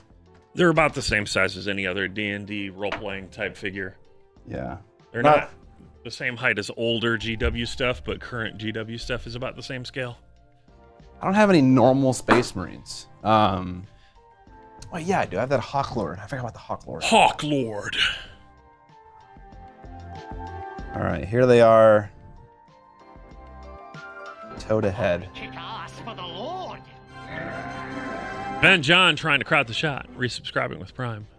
Ben John. Did you call out Tubbikins as well while I was watching? I did get Tubbikins, yeah. Okay. Yeah, so actually pretty similar height. I think this guy's more chonky though. Oh yeah, for sure. A little bit easier to paint.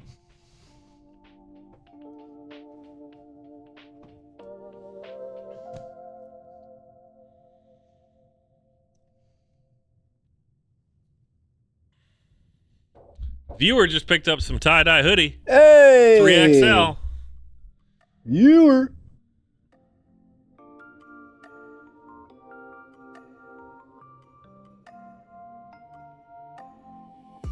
It's not a bad idea, Hud.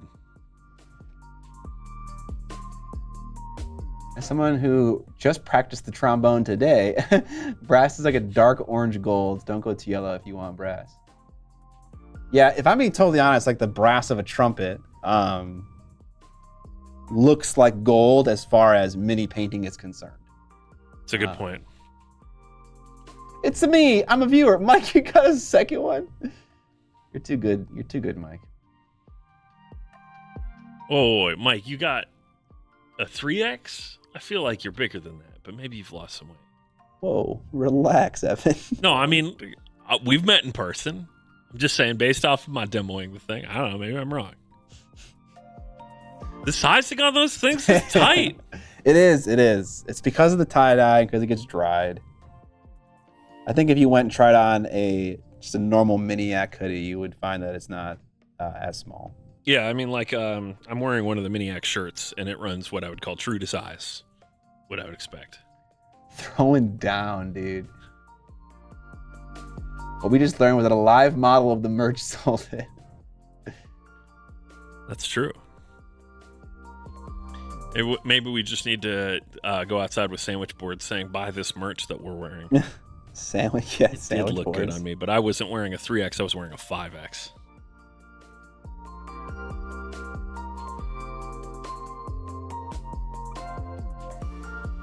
I ordered an XL earlier. I think you missed it. My message was, damn, I was not expecting that look when I heard tie-dye, but it looks sick. Awesome. That one just didn't show up? That message? Well, thank you, JTP Crusade. I appreciate this. Or it might have shown up and been a third order that, because unless I'm here to see it, you're going to miss it because it doesn't pop up in the chat or anything. Yes. I could have been walking around. Yeah, I don't hear like a sound effect or anything like that.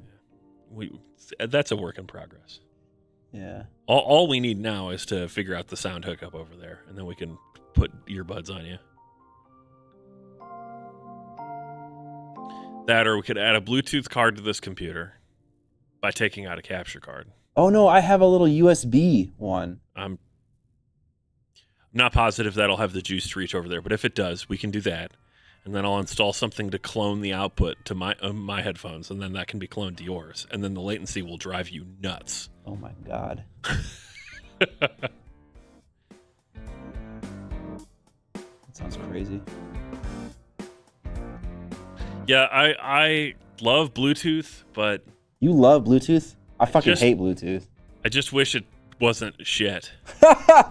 Yeah, virtual audio cable, basically. Bluetooth is like one of those amazing modern marvels that it's amazing that it works as well as it does, but also like there's so much room for improvement on so many different levels. At least Bluetooth 4 and up actually sounds pretty decent now. It's not like audiophile level, but it's completely fine. Spitfire Ministers, I'm Evan.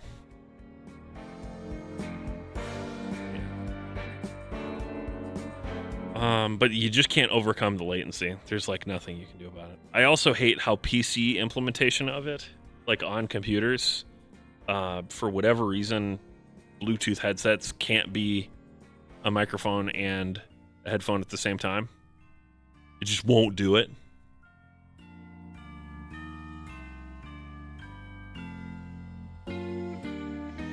Spitfire Miniatures, I do stream. I don't currently have monetization. I'm going to be working on that.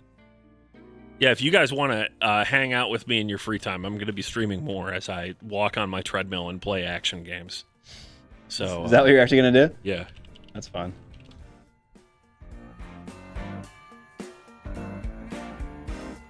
Yeah, that was my big project over the weekend, was getting my treadmill back up and running.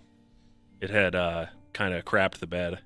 I was doing this early 2022, so beginning of last year. I was playing either adventure games or action games and walking, and it was working pretty well. And then my treadmill stopped working. And then I stopped walking, and I stopped streaming. No. Evan health shaming us with his walking. I assure you, quite the opposite. I am wildly out of shape, but that's why I didn't spend money on fun things. I bought the thing to help me exercise for Black Friday. Once I'm in better shape, perhaps Nitro. That's what I have to say to that. I think if I had let people increase the speed right now, the streams would end quite prematurely. Viewer picking up an Evil Print Wizard t-shirt. Hey. Thank you, guys. Viewer is my favorite viewer. It is. Honestly, that would be the best Twitch username. Viewer. Hey, and an enamel pin. I wonder if when people put in a custom name and a custom message, it has more of a chance of not working. Maybe. I don't know.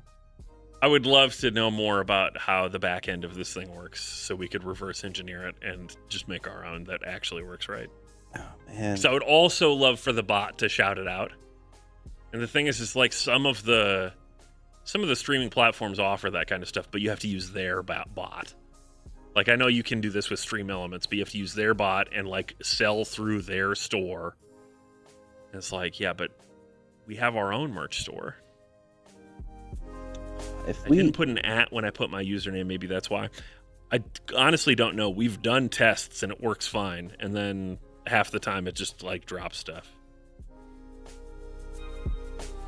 Atsu333 said, yeah, it didn't work right. I wanted to say more live modeling. More live modeling.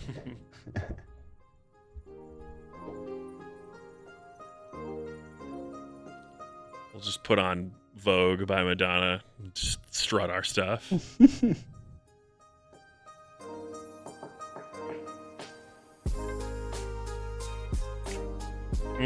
No, I don't think that's what it is, Route. It's very random, and we don't really... I don't think it has a timeout. It's hard to know what it's doing. Yeah. I'm being totally honest.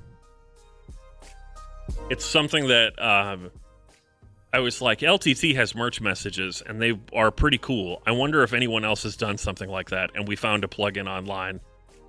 It's a Shopify plugin. It's a Shopify plugin, but it's not made by Shopify. It's made by some guy. Yes. And it's like, okay, this is cool, and has it been maintained? What is best in life? That's crush the your problem enemies, with see them making driven before your you, own plugin. to hear the lamentation of the then women. Someone needs to support it. Yeah. Just like we struggle with the gaming platform and our card display app, whenever OBS goes through a major revision, or really whenever the WebSockets app does, then our shit is broken, and now we need to hire our software engineer to fix it again, which is just annoying, you know? I'm MCXL Spitfire, so if you just follow MCXL there, you can see when I go live. Yeah, I have used ChatGPT for debugging code pretty successfully. That's cool. That tool is wild, particularly for coding, where it's just like, why isn't this working? I'm not familiar enough with Python to figure out where my errant quotation mark is or whatever. And it's like, it looks like you're trying to do this. Here's what you need to change. And it not only gives you the code, but it explains what you did wrong. And it's like, thanks, teacher. I'm being taught by a computer. That's wild. That is pretty wild. It writes my SQL scripts for me. Been great. Yeah, exactly. It's nuts. It's absolutely nuts. Because it has consumed all of Stack Exchange, which is now how 60% of developers do the yeah. 100%. That was basically me, yeah. 100% true. Has anyone else done this before? And how much of that can I just use? It's wild that it is able to not only correct the code, that's cool, but that it also explains what you did wrong and how to correct it. Where it's like, here's the mistake you made so you don't do the same thing in the future, you idiot. That's honestly the modification I want to make to the GPT models, is that they call humans trash. I use Postman for testing API calls at work. Interesting. I wonder if I got a job as a software engineer again, if people at work would be openly talking about that.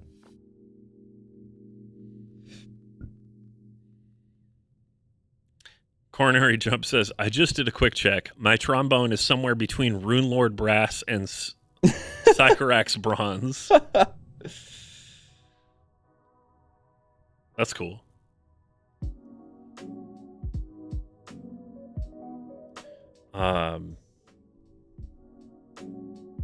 I had a very fun debugging thing in regards to getting the stream stuff working again on Saturday. Saturday? Yeah, it's Saturday night. I was like, okay, so I need to go through and make sure that like all of my OBS stuff is updated and my scenes are working. And I use Stream Elements, which is a web interface for my overlays because it allows me to like animate stuff or whatever. And it would not work. Would not work in Chrome or in OBS, but I could reach the overlays in Firefox. Right? Because it's like a transparent web page. It's displayed the same sort of way that like, you know, our notifications are, right? It's a browser source in OBS. It's just displaying a transparent web page with some elements on it. I worked on this for 4 hours. It was so infuriating that it would not show up in Chrome or in OBS. Can anyone guess what the problem was? It showed in one browser, it showed in Firefox, but when it showed in Chrome or in OBS, and OBS's browser it's using Chrome, but it's obviously not using my Chrome client with all the plugins and stuff. HTML5. It was not HTML5. Flash. It was not. There's no Flash involved, and it was not cache. It was not cookies. Remember, I worked on this for 4 hours, so I tried all of the regular kind of basic diagnostic stuff. It's not an extension. Oh, darn no. I want to give chat a minute to think on this. That's who's on the right track saying DNS. But it doesn't make any sense that it would be DNS in one browser but not the other one, right? Was it user error? The error was me using it. That's what I have to say. Pebcac. Mm-hmm.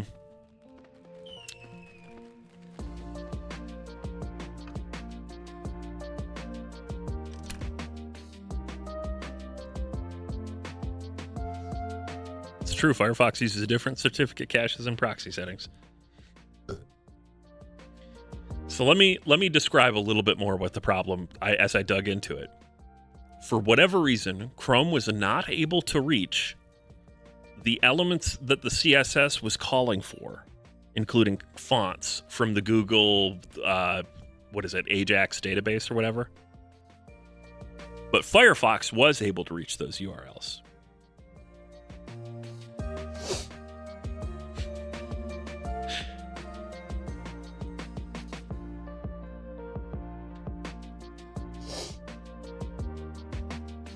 The biggest hint that I encountered was when I turned on my VPN, suddenly it all started working again.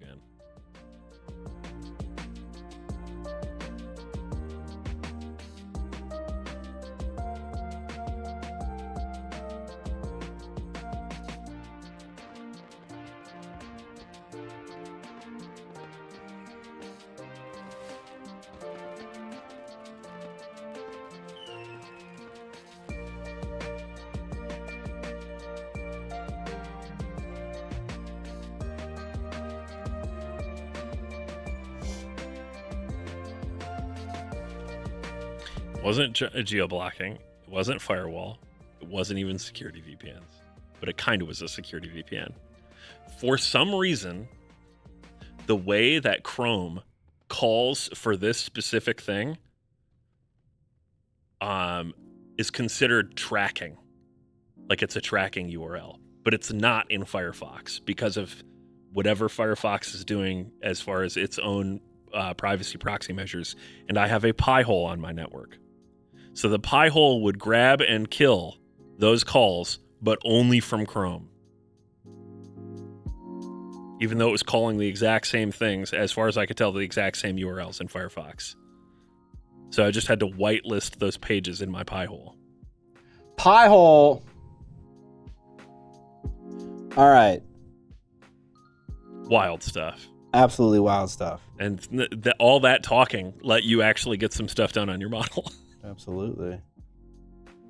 It was a Google resource, yes. It's just the fact that Firefox was able to dodge that.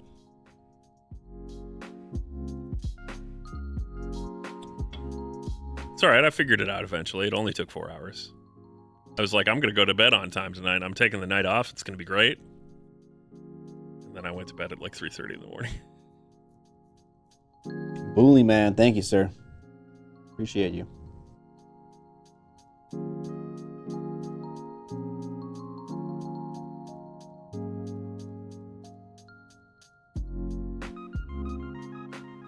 It's always good to have a long debug session and then figure the thing out. Feels very accomplishing. Yeah, but it also feels very like, really? That's what the problem is? Why? Yeah, but you feel so good, though. I always felt so good whenever I figured it out. After. I felt a fine sense of accomplishment. Ultimately, it's so DNS adjacent that it's just frustrating. I definitely had the fun of stumping people on, like, one of the Stream Elements web devs on their Discord, and then they were like, "Yeah, I don't know, man. Viewer just picked up a Golem T-shirt in 3XL." Ooh, nice. Always love the Golem T-shirt. That's what I'm wearing now right now. Nice. I want to make a new shirt at some point. I don't know when I'm going to. It's been a while since I made a new piece of merch, but I would love to make a long sleeve tee with like awesome prints all down the side and like a huge print right in the middle. That's like a cream colored one, but I feel like light colored stuff doesn't really work out super well. Yeah, maybe. Zombie Assassin 187 says, "Hey guys, how's it going? I've been wanting to ask Scott and Evan, have you guys ever heard of the movie The Triplets of Belleville? It's a weird animated French film that has an interesting art style that only has like one line of dialogue, which isn't until the end of the movie. Not only have I heard of it, I've seen it. I watched it in theaters when it came out. So I was a film nerd once upon a time. Have you seen The Triplets of Belleville, Scott? Nope. I haven't heard of it. It is very bizarre. I mean, I love me some bizarre movies. Hey, Carl. Coral! Carl, have you caved in on banning Jockin yet?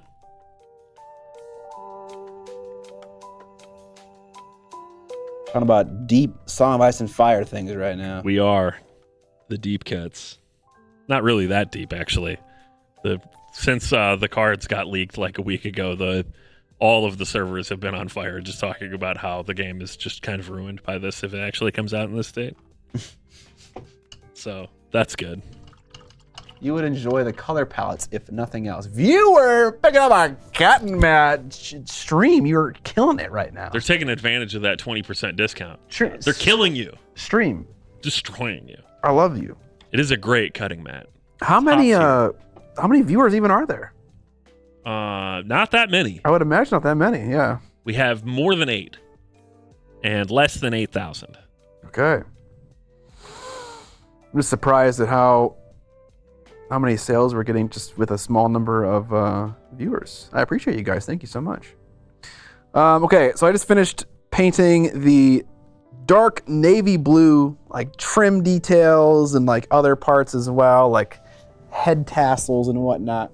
Which, speaking of that, I should probably check to see if any of the other models have that stuff. I'm not seeing it on one of the designs, but maybe these guys have it? Nope. Not on these guys. How about on these guys? Nope. Just that one dude. Okay. Whatever. I got a little bit of overspray on like this area where I was applying Seraphim Sepia wash to the underside of this cream stuff. A little bit spilled onto here, but you know what? It's probably okay. I don't. It just looks like weathering. It's fine. Right. So, a couple things. I need to highlight the silver and the gold. I'm debating whether or not I should highlight the black stuff. I think maybe I should, just so like you can see the fingers and stuff. And then I need to do the beards. and then add blood to the weapons. Yeah, so we'll do the black first. I kind of always like to do the silver stuff and the metallic stuff last. Trying to think. I also need to highlight the cream stuff. I don't think I need to highlight this stuff so much down here, like the tabard things, but the fur definitely needs like a nice once-over of some highlights. Which maybe I could do that now, 'cause that's gonna be a fucking grind. So might as well get it over with now. Is the Black Lab in the shop for sale? No. Talking about Crusher or Bullet, one of the two. I've relayed quite a few private messages back to Simon. I don't think the box is going to stay the same for more than a week. That's good. The new commander. Yeah.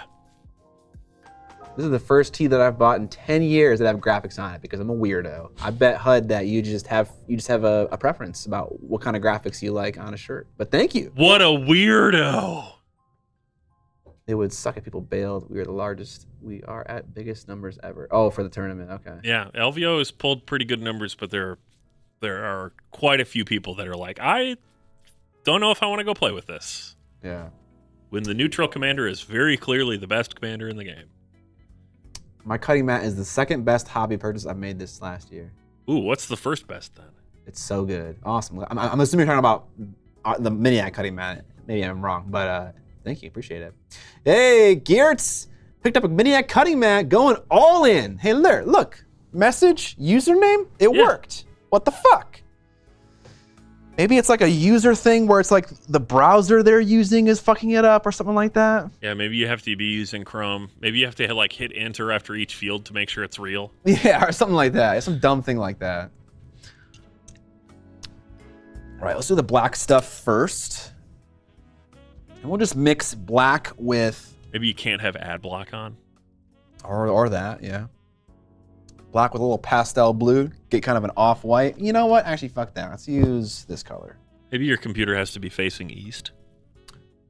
Anthracite gray is a nice cold gray color. I'm just curious what this color will look like compared to pastel blue and black mixed together.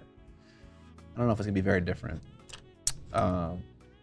Using matte black from the new Fanatic line of Army Painter paints.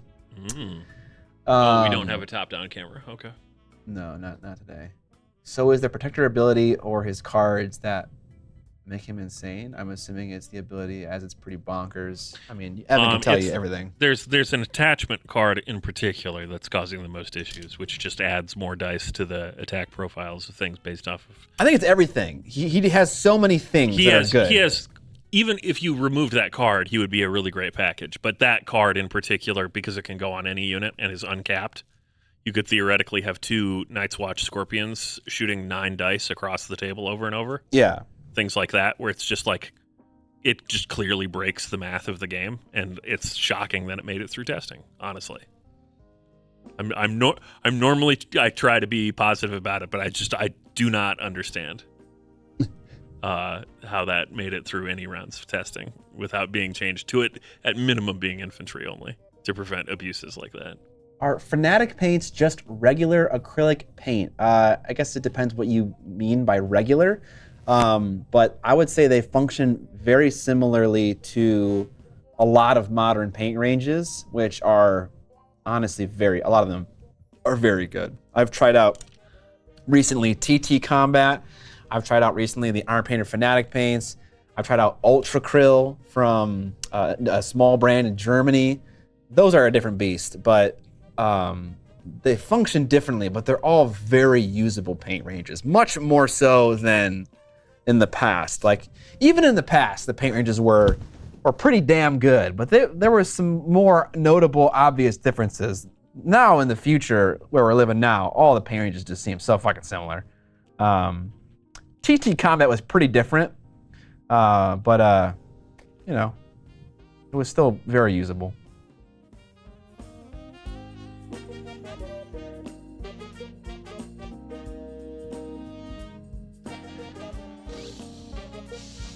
One day, CMON will just axe the entire neutral faction. Right. And that will be the greatest day for Song. Neutrals can be played as a faction themselves, and that's basically it. Yep. And just add the appropriate neutrals to each force's list. Mm-hmm. Boltons can be played with Starks and Lannisters. Stormcrows can be played with Tarks and probably no one else. You can't it's just too hard. It's too hard to make a neutral faction and give them anything that's worthwhile and fun and have it not just break the game. There's so many considerations you have to make. I generally agree, yeah. I think that neutrals is a space that you can plan as long as... I think Hedge Knights are the perfect example. They shore up deficiencies, but they aren't best in class at anything, but they do kind of stretch into a lot of spaces. They're not the most tanky cavalry, but if you're controlling bags, they tank pretty well. They aren't the hardest hitting cavalry, but if you control swords, they hit pretty hard.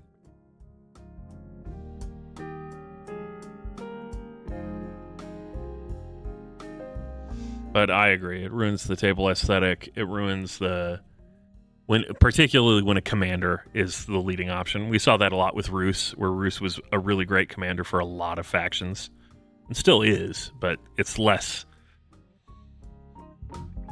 dominant now for a variety of reasons. Dominant. It's less fun. Yeah, that's actually a good point, Carl.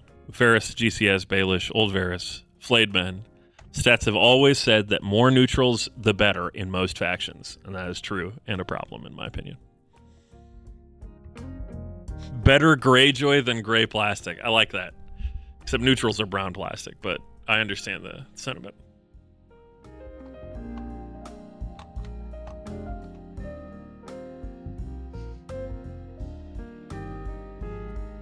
Too many game testers are unpaid volunteers. You get what you pay for. In the case of CMON, they have paid play testers.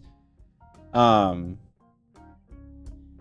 just weird. It's just weird how, and they play the game a lot, according to the developers that I've had private conversations with about this exact topic. But maybe they don't play other games. Maybe they don't. I don't know where the deficiency is, because it is a little crazy how you can let this commander just out into the world, how you can let gold GCS, gold company GCS, swordsman, you got it. GCS out into the world and be like, yep, this is fine. It's just it is a little crazy. Because you play the game, I don't know, we played a couple games with gold swords company. Played one, and then you both agreed not to put them on the field again. Yeah, it was after one game. We're like, this is kind of crazy. They can do all things all the time. Yeah, I just put them in my list, and if I need them to be offensive in a game, great. They're really great at being offensive. If I need them to be defensive in a game, great. They can tank better than anything else.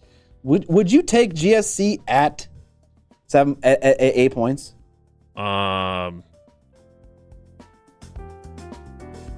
Debatably. It's so crazy how 1 point just changes the whole game. Well, yeah, because remember, it's such a small list building pool. But yes, I would say that they would still be playable at 8. I don't think that they would be in 50% of lists like they have been this patch at 8, though. Because now you are 1-to-1 direct competing with Heavy Cav, and Heavy Cav does bring other things to the table. But GCS with an attachment right now at 8 points is just man. Mike Genie says, I often wonder what a lot means for paid playtesters for all wargame companies. He actually described what the amount was. I forget what's the name of one of the main developers? Not Chanel. Fabio. I was talking to Fabio Curry, yeah. And he was like, how many gigs of songs have you played? And at that time I was like, I don't know, maybe 50 or 60. And he was like, our playtesters play that amount of game every quarter, every 6 months. It was it was a time period. So he was implying that they play a lot of the game. And so, it's hard, what do you say to that? Quantity doesn't equal quality. Yeah, I suppose so. Well, I don't want to shit on the playtesters. They're probably trying their hardest. Yeah, there's also the aspect of this that some of it we'll never be able to talk about, and that's fine. Some of the stuff is broken to generate sales. I hesitate to go for those conspiracy theories, but nobody bought Golden Company, relatively speaking, when they came out, and then suddenly they've been progressively buffing them, and then it's like, oh yeah, but we need to buff swordsmen. Let's buff swordsmen, and it certainly moved a lot of boxes. I really hope that's not the case. I really hope so too. I'm I'm not cynical enough to overtly think that that's the case, but it definitely did move that lever. I know that. The thing is, like, even if it was on accident and they kind of like realized, or like, oh, this really worked for our sales. It's like sometimes that's enough for a company just to like do it again, and then just keep doing it. Yeah. I have no idea if that's what's actually happening. I really hope it isn't.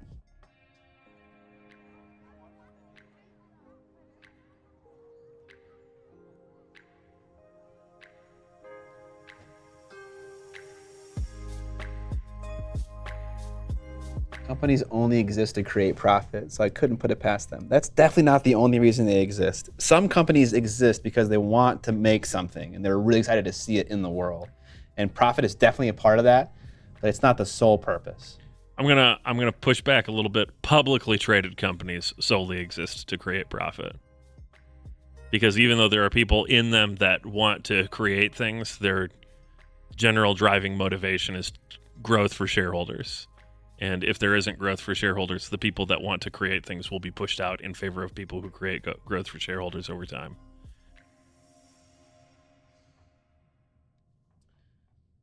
Yeah. But absolutely private companies, like, do I believe the same thing of Miniac LLC? No, obviously not. Appreciate that. Joss Moons, it's our first time catching you on the stream. What up, Joss Moons?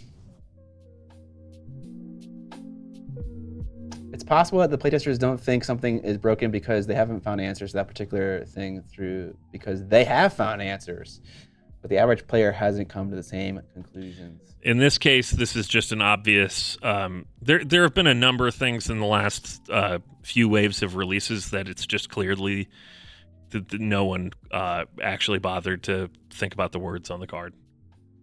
That's maybe me being too mean about it, but like Tybald NCU came out and didn't explain how he worked properly. Like, can I activate him once he's used his ability to get on the board? Can he designate a zone that's already claimed? Can he, et cetera, et cetera, et cetera. And it's just like stuff that they did not even think about defining on the card. One of Jockin's abilities is just clearly like copy and pasted and has like completely wrong grammar. It's like one of the protector's abilities, stuff like that. And I think that honestly, they didn't even think that, oh yeah, someone might put this on War Machines. Like, it just didn't occur to them. It's the only way I can justify it.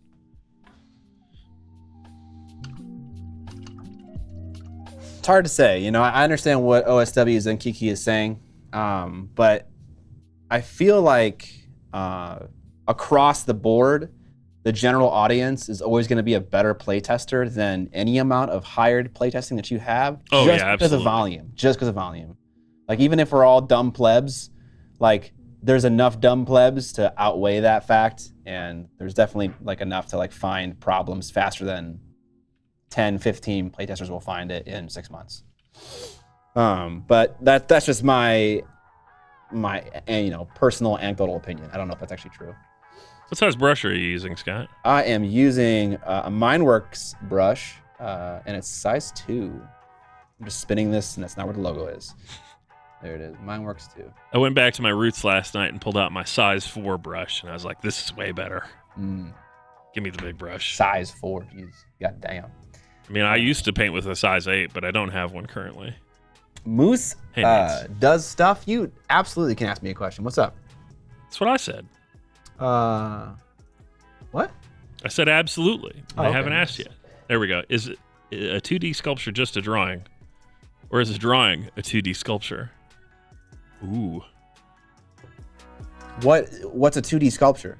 That's what they're asking. Is someone, but that's not a term that exists outside of comparing it to a drawing, though. Is a 2D sculpture just a drawing, or is a drawing a 2D sculpture? Scott, how much wood would a woodchuck chuck if a woodchuck could chuck wood? Yes, a 2D sculpture is just a drawing. All right.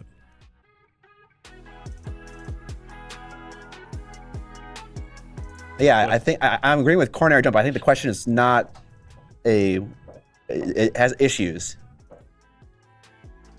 First of all, I don't see the difference in framing the sentence two different ways. I think either way you're asking the same question. Right? Am I wrong about that?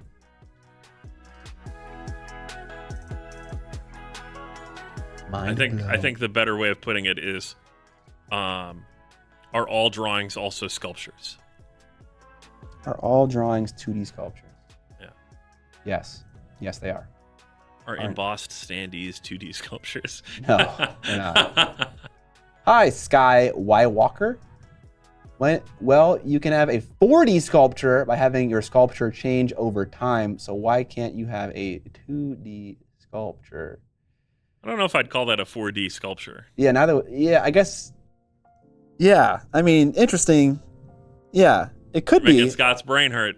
It could be a 4D sculpture while you are sculpting it. But the moment that you stop, then obviously it changes what it is. Like even in the moments where you stop, you put a little bit of material down and then you stop, it's now 3D. And I mean, we're gonna get into the ultimate argument here, which is that like drawings on a page are also three-dimensional because of the slight amount of carbon deposit from the graphite on the page. Ooh, yeah. Okay. Right, there is depth to it, and the embossing from your pencil traveling across it, so it's actually a three-dimensional object. So I don't know if I want to go to that place, Evan.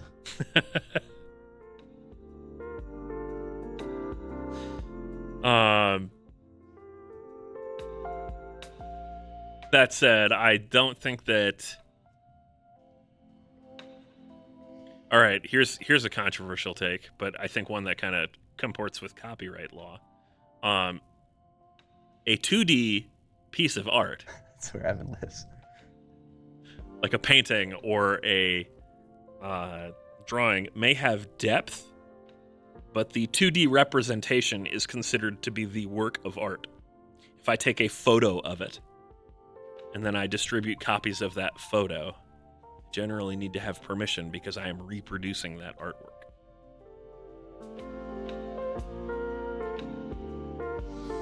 Yeah, Moose does stuff. You're absolutely correct. That there are paintings that are thick. You have just entered the Evan zone.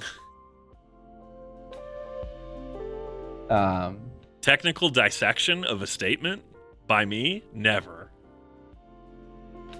Then there are also paintings done with, the whole embossing paper, using paint that's thick, that while that literally makes it 3D, that doesn't like make it 3D in like an artistic sense. IMO. Now, there definitely is like an area where it might, and it's used in that way. I think at some point you do get into, you're just making a sculpture on canvas. Right? If the texture is supposed to expressly be part of the visual representation, yes, and it is a sculpture. Yes, it's just a flat sculpture. Yes. Someone asked what lens I'm using. I'm using a Panasonic 12-35 f2.8. There was another question that someone asked, and I might have missed it before that.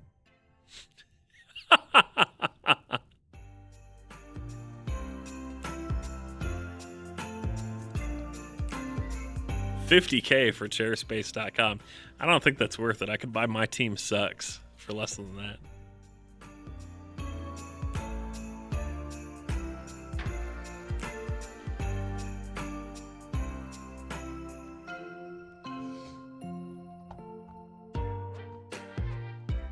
I'm gonna get hacked. Yeah, I'm getting hacked right now. Okay. Getting hacked right now? I wanted to see if thisgamesucks.com is available, and it's like, do not go here.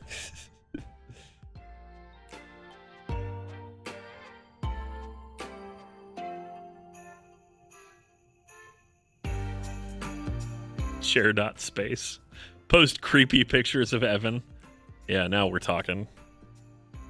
That's what I need. What do you need? A stalker. Fans. I'm trying to remember the line from Scott Pilgrim. Oh, I started to watch the TV show. Oh yeah. We haven't even talked about like stuff we watched in depth. I watched both that and the entire One Piece show, and they're both good. I like Scott Pilgrim more. I only watched the first episode, but it was pretty good. Alex was like, they're doing a totally different thing than the movie. And it totally isn't. It's the same story as the movie, just told in a maybe slightly different way. He's wrong. He forgot what happens at the end of the episode. No, I remember, but it's still like Scott Pilgrim is still fighting a league of, angry and mean and superpowered ex-boyfriends. That's sure. Still what's happening. That's definitely what happens. In the first episode, which is all that I've seen, it's what happens. Yeah. Even despite the ending. You got another 7 episodes to watch, Scott. That's what I have to say. I'm glad to hear that, but the show is not more close to the comics. The movie is very close to the comics. It's truncated, but it follows very closely. This show is a whole new thing. It is not a whole new thing as far as episode 1 goes. Episode 1 even is a whole new thing. It starts falling off of the beat, and then at the end it deviates very heavily. And I don't want to say anything else because big spoilers. It doesn't though. It's the same story, just a little bit different of a way. Scott is wrong. Scott has never been more wrong in a conversation. As far as the first episode goes, I am not wrong. It's the way it's being described right now, and Alex was that it was a totally different thing. Same characters. Hang on, I'm muting our mics for a second.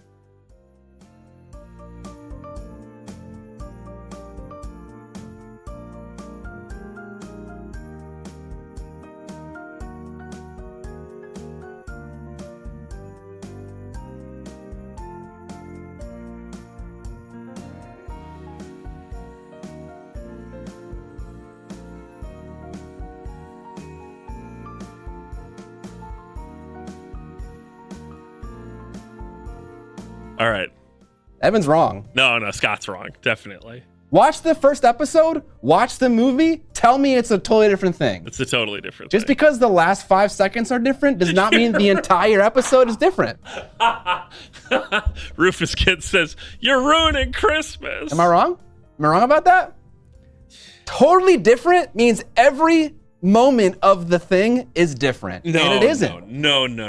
They're telling a totally different story. Obviously, it uses the same characters. Of course it's it does. Still set in Toronto, Canada. Yes. It's still an adaptation of Scott Pilgrim. Yes. It's just a completely different story. It starts off the same, and then it leaves the tracks. So if it starts the same, it isn't completely different. It's completely different. Okay. It isn't. I was actually taken aback by how similar it is to the movie. Same scenes, in some cases, same framing, same lines. I was like, wow, this is very similar to the movie for the first episode. Scott, you really need to watch the rest of the show. I will, and I plan to, because I love Scott Pilgrim, the movie. Yeah. But that first episode has many similarities. Many. It's a fascinating conversation. Very fascinating. I just want you guys to know, going into watching that show, that the first episode is a very similar story as far as large plot goes. I thought it was gonna be like, okay, Scott Pilgrim and his girlfriend are together now, and now we're seeing like the sequel, or we're seeing a different part of Scott Pilgrim's life, like where the girlfriend thing wasn't happening, like a different story altogether. It is not a different story altogether as far as the first episode goes. Yeah, but it's not a sequel. That was the thing that. That's the key. It is a remake in the sense that it's the same story arc, but it's not the same story arc at all. Yeah, it is not. Yeah, That's a better way of describing I can understand your confusion. It is not a different story. It is a deviation from the story. Yes.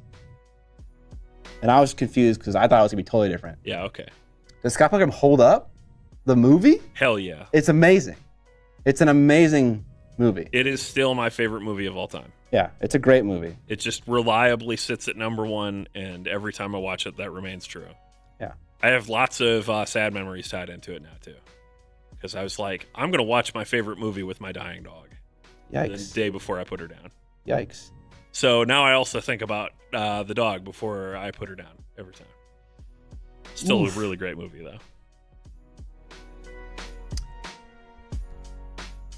Yeah, the Scott Pilgrim game is a lot of fun, too. Oh, I've never played that. It was like a Xbox 360 arcade game. This movie has music by Anamanaguchi. It's a lot of fun. It's like a Streets of Rage style kind of beat 'em up game, pixel art, etc. Sammy D 8989. That's exactly who I am. It's fine. I would be the comic book store guy if I had a comic book store. I would be the comic book store guy if I had a comic book store. I love how there's more to being a comic book store guy. I'm talking about the guy from The Simpsons, Scott. Oh, okay. Yeah. I don't mean. There's more to it, you know? I mean the character, a Yeah. comic book store guy, who I'm sure has a name and some Simpsons nerd. I'd be the mini painting guy if I painted minis. It's like, oh, Yeah. okay, that means something. Yep. We're there.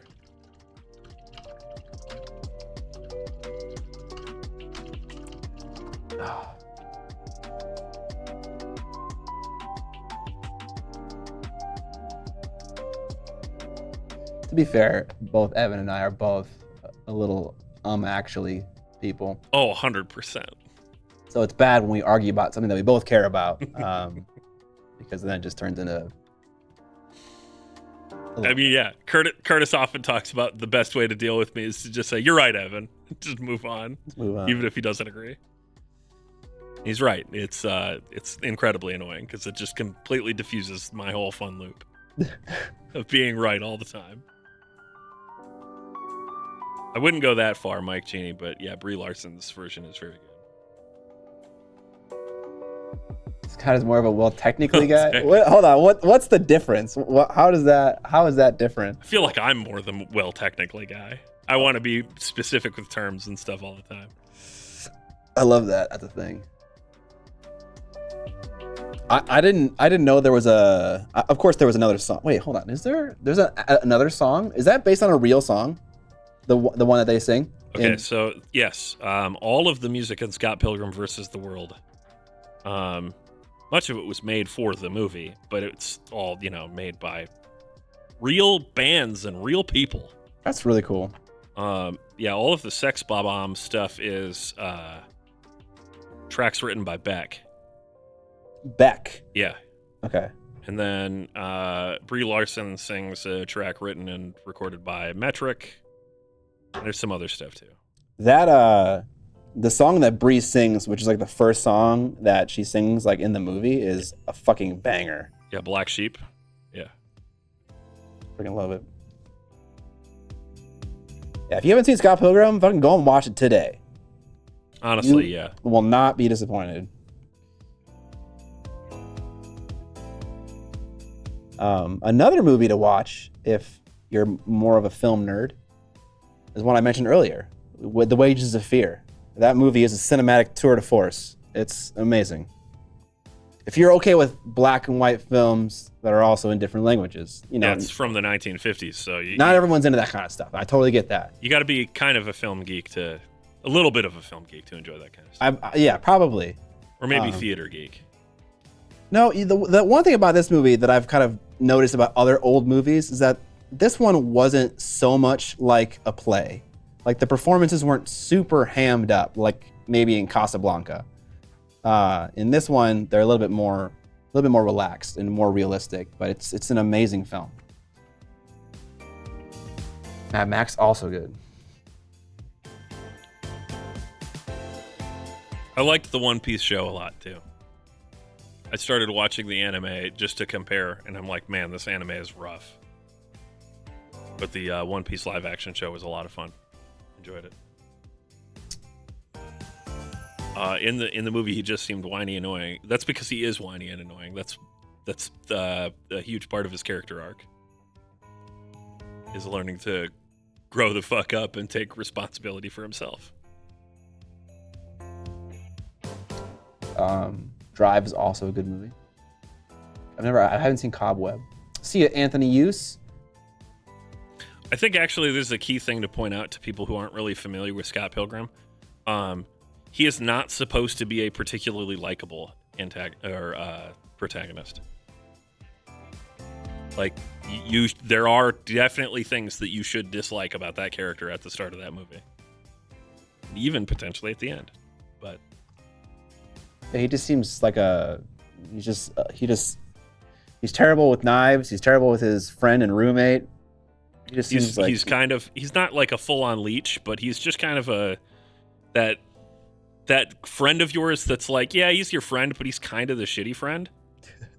But he doesn't want to be the shitty friend. He's not mean. He's just like, get it together, Scott. The Netflix adaptation is just a completely different thing, other than the fact that it is starting off at the same starting point. How's that, Scott? As far as I know, that is accurate. He's bad at being good to people. He's bad at being good to himself, is a better way of putting it, I think. Like, he doesn't have a job. He's living for free in someone else's apartment.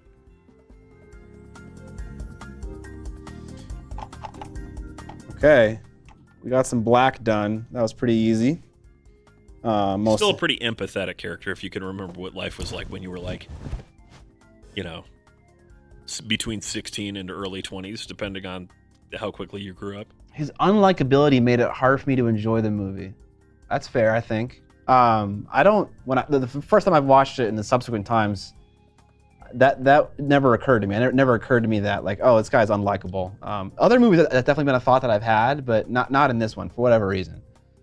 Maybe because there was just so many other cool things going on that I really enjoyed. I really enjoy the edit of that movie. Oh yeah, it's an incredibly tight, fast-paced, a lot's happening, visually stimulating, tightly scripted, amazing. Inspired by concepts, like the edits are like comic book style edits almost. It's really cool. It's a tour de force in so many ways. Yeah. But you have to have empathy for someone who is very much a schlub.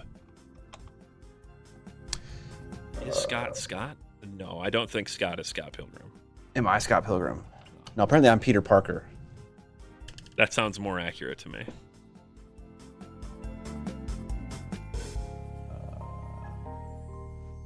On Thursday, I have a double header set up for watching 300 and the Barbie movie. That's going to be fun. 300 and the Barbie movie.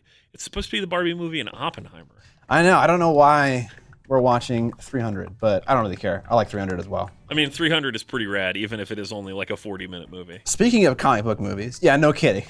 No one gives a fucking shit about the first 30 minutes of 300, other than getting booted down the hole. There's like nothing that happens, but then there's also the second part of that joke is so much of that movie is in slow motion that if you just played it back at normal speed, it's probably like a 45-minute movie.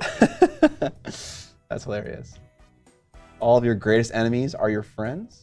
I don't think so.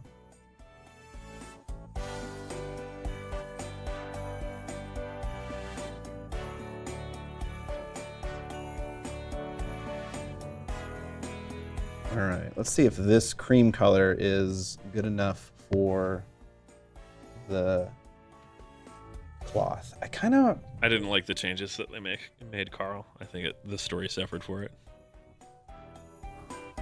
Talking about the Watchmen movie. It was pretty good. Oh, yeah. I watched. My favorite fun fact about that movie is that it was written by David Hayter, the guy that voices Snake in Metal Gear Solid. Oh, that is interesting. This is going to take way too long. No, they don't all have fur. Just 1, 2, 3, 4, 5, 7 of them do. Get out that dry brush. I know. Let's test the dry brush just to see what it looks like. Because if it looks okay, then might do that plus a little bit of airbrushing to get rid of maybe some of that dry brush problem. All right. think I need a smaller dry brush. Oh, look at this little guy.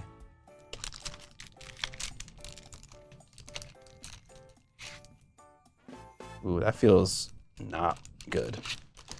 Let's not use that. Oh, so this was the first brush that I saw, which is a perfect size, but it's like all nylon bristles and they're super hard. I feel like I'll be scraping paint off if I use this. So let's get something a little bit softer. I have tons of these brushes, just from various companies that sent them to me, but they're all a little bit too large.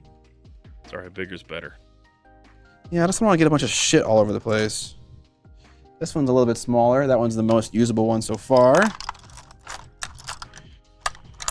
thought I had a really tiny one though.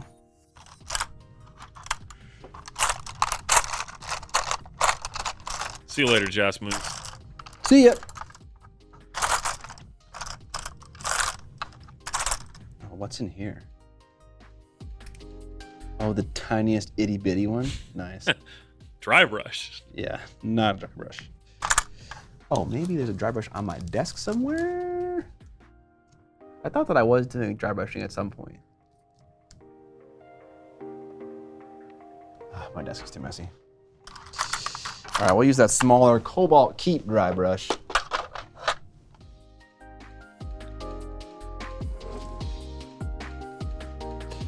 Now, technically speaking, I should be able to take this paint off of a wet palette, which Yes. before probably would have been a not okay thing. What's our sub goal at? No sub goal at the moment. The sub goal is the sky. All right, I'll use my Miniac cutting mat on sale for Black Friday, 20% off, to wipe the excess paint off. And then we'll 20% off merch is the goal.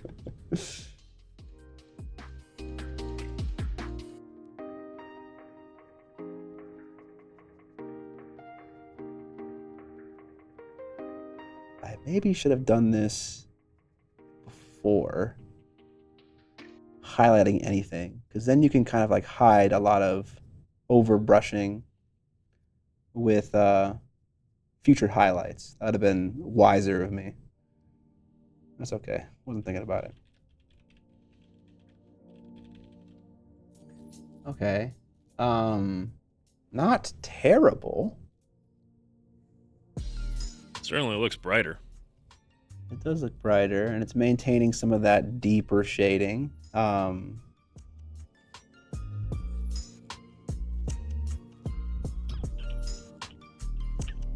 might try, because it's going so fast, so much faster than a normal highlighting layer would go. I might try to go through, do this to everyone, do like a little bit more bright dry brushing, like right by their neck, the back of their necks, top part of their shoulders, and then maybe come in with an airbrush and try to like darken down like the tips of the shoulders, just to make it look cool, like some amount of shading is going on. I don't know though. Let's try some more dry brushing just on this dude.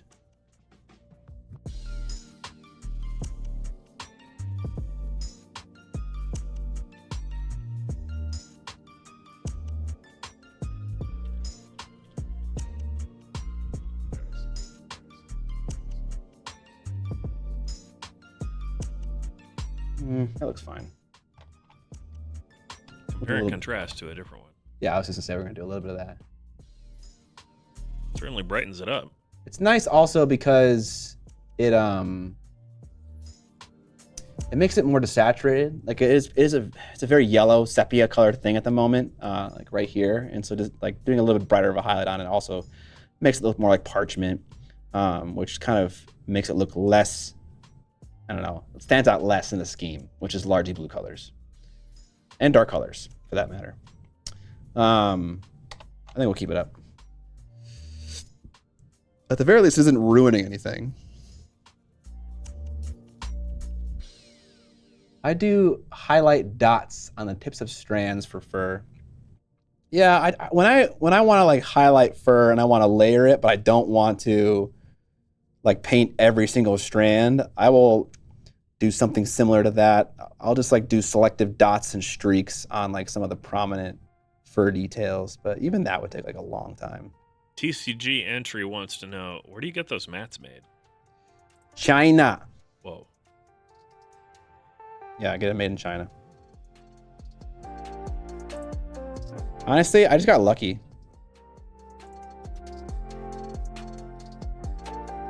I like looked up a company a long time ago on like a website, kind of like what's the website where you can buy product directly from Chinese manufacturers and it's like super jank? Alibaba or Wish? Or Kind of like Wish and Alibaba, but before they existed. This is like, I don't know, 6 years ago when I made my tiny little cutting mats. Anyone remember those tiny cutting mats that I made a long time ago? Like A3, A4 size cutting mats. I used those guys and it was so scary. I just chucked a bunch of money through a wire transfer at a Chinese manufacturer. And I was like, hope this doesn't fucking like bite me in the ass. And it didn't. And they were like really good. And so then when I wanted to make my big ones, I just used the same company and they're awesome. They take feedback like champs and they fixed every single issue I had with the prototypes that they sent me. So I love the manufacturer that I just literally stumbled upon. I give my personal seal of approval to the Miniac cutting mat. It's so thick. Thick. Yeah. That was the other thing, is that I've never seen a cutting mat this thick before, and then when they sent it to me, I was like, this is an option? Okay. Yeah. We're in. It's awesome. And I don't know if a thicker cutting mat makes it better. I mean, obviously it stands Bigger is better, Scott. Right. It stands to abuse more, which is good for a cutting mat because it gets abused a lot. I feel like it's less likely to warp from stuff drying on it. And like doing things heat, too. like a hair dryer as well. That too, yeah. So yeah, it's a good size and it's a really, really nice heavyweight material, and it's got inches on one side, metric on the other. It doesn't have cutting angles on it, which for some people might be a downer, but since we're not really working with fabrics, it doesn't really matter. That is a very easy change. I made the layout for this cutting mat, both sides, just in Adobe Illustrator. So like, yeah. I could add anything I want. They'll print anything on this thing. It's like, well, at least I think they will. I don't think it's super important for us miniature hobbyists. I just know that like if someone was buying it to make clothes with or whatever, right, they might want those guidelines. That's true. But they might not care because you're probably going to use actual measurement tools for that rather than your cutting mat. Wish the red had the marine on it. Oh, okay, you wish like the designs were swapped.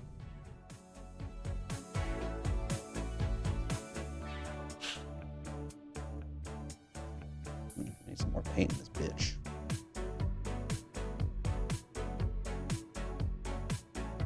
Having common base size circles on the metric side of the mat would be sick. Oh! Actually, that's a great idea. That's not a bad idea at all.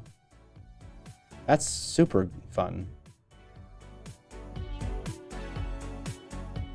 I wonder what else you could do to a cutting mat to make it like actually an innovative product. More useful for miniature hobbyists.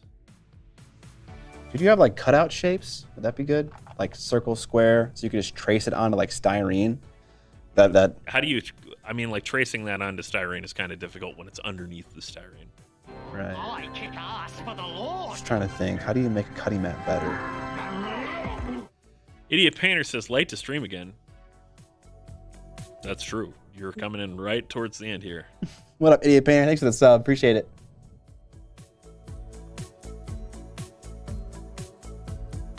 I just got a huge plastic cutting board and put some rubber feet on it. It cost about 1/3 Hobby Lobby prices. Nice. Or hobby prices. Hobby ones in general. Yeah, common sizes for terrain, door size, wall height. You could have guides for different scales, like Shatterpoint terrain is this high, and so on. Yeah.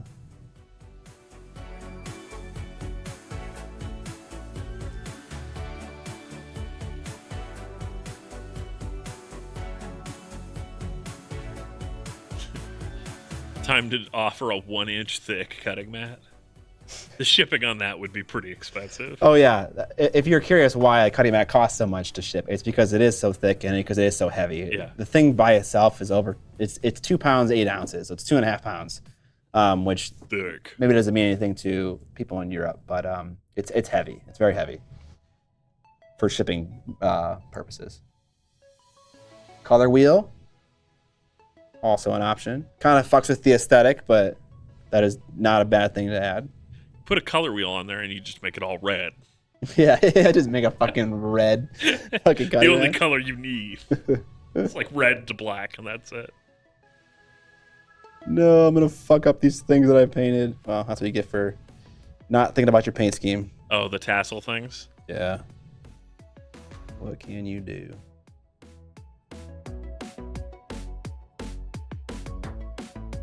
Vince's face to shame me into more painting.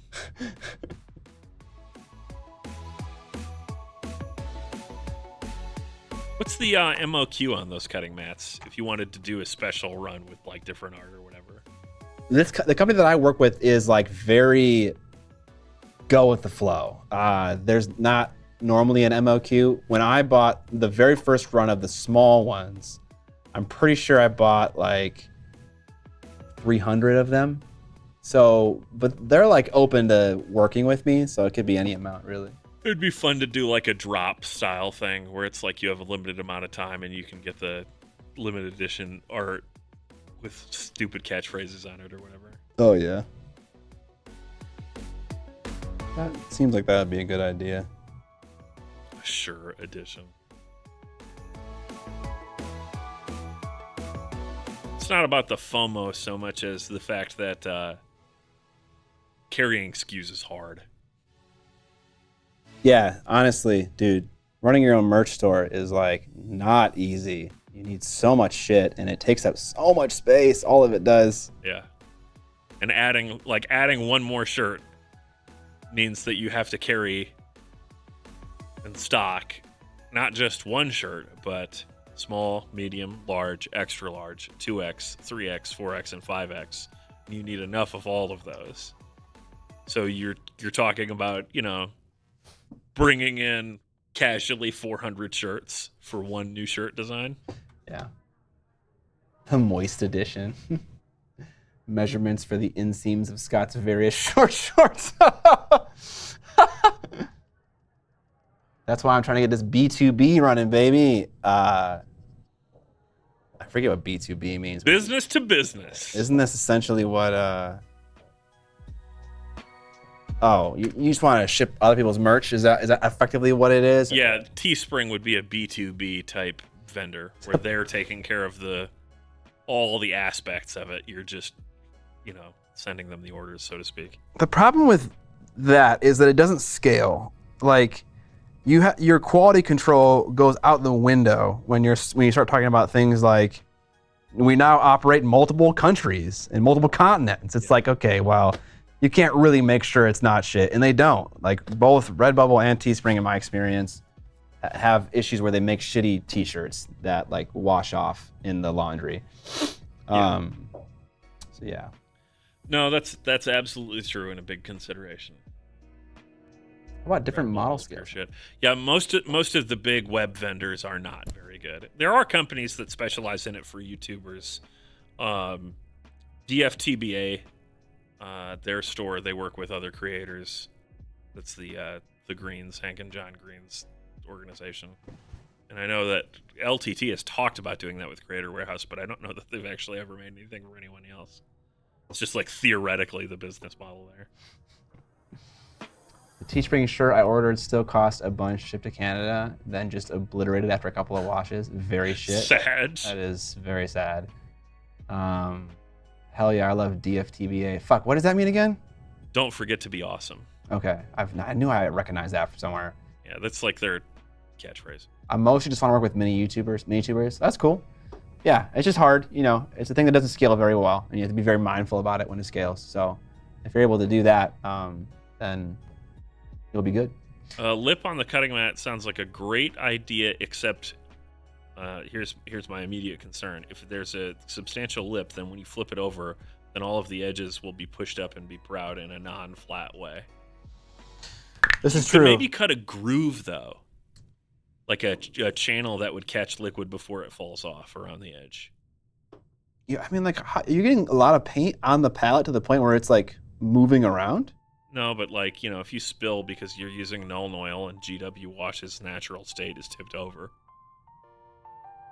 Okay. might keep it from leaving the cutting mat and going on your mahogany floor. A little drip groove. Very upset.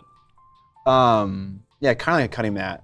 I wonder. I doubt. So anything that's going to complicate the manufacturing process, that they're probably not going to do. Yeah, that I think that would be an extra step. But yeah, the Miniac cutting board. A drip tray to put under your cutting mat. Now we're talking accessories to go with your accessories. One with RGB. Oh my God. All right, it's 4:15. We're heading out here. Thank you guys so much for hanging out and for supporting the stream. If you didn't hear at the beginning, there's a 20% off discount store-wide on the Miniac web store at miniac.co. To see the discounted price, you have to add the thing to the cart. We're doing that sale from now until this coming Friday at midnight, CST. So if you want to pick up something at the Miniac store, now is a great time to do it. On sale. GG, and thanks for the stream. You're very welcome. This hobby knife is actually 8 inches long and works great for cutting tomatoes. I'm just selling chef's knives. That would be pretty sick. That would be sick. All right, who should we host? We could raid Monument, and everyone could ask them how you use nuash, how to say it. Nuash. Okay, let's do it. That sounds like a great idea. I don't want to think too hard about it. Yeah, all right. All right, we're going to do over to Monument Hobbies. Great company in our industry. I will see you not this Thursday, but a week from now for another painting stream. And then the Thursday after that Tuesday, we'll have a gaming stream.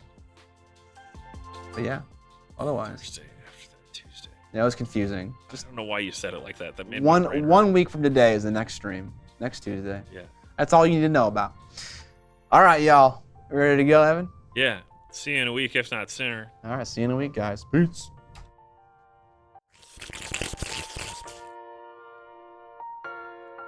Mics are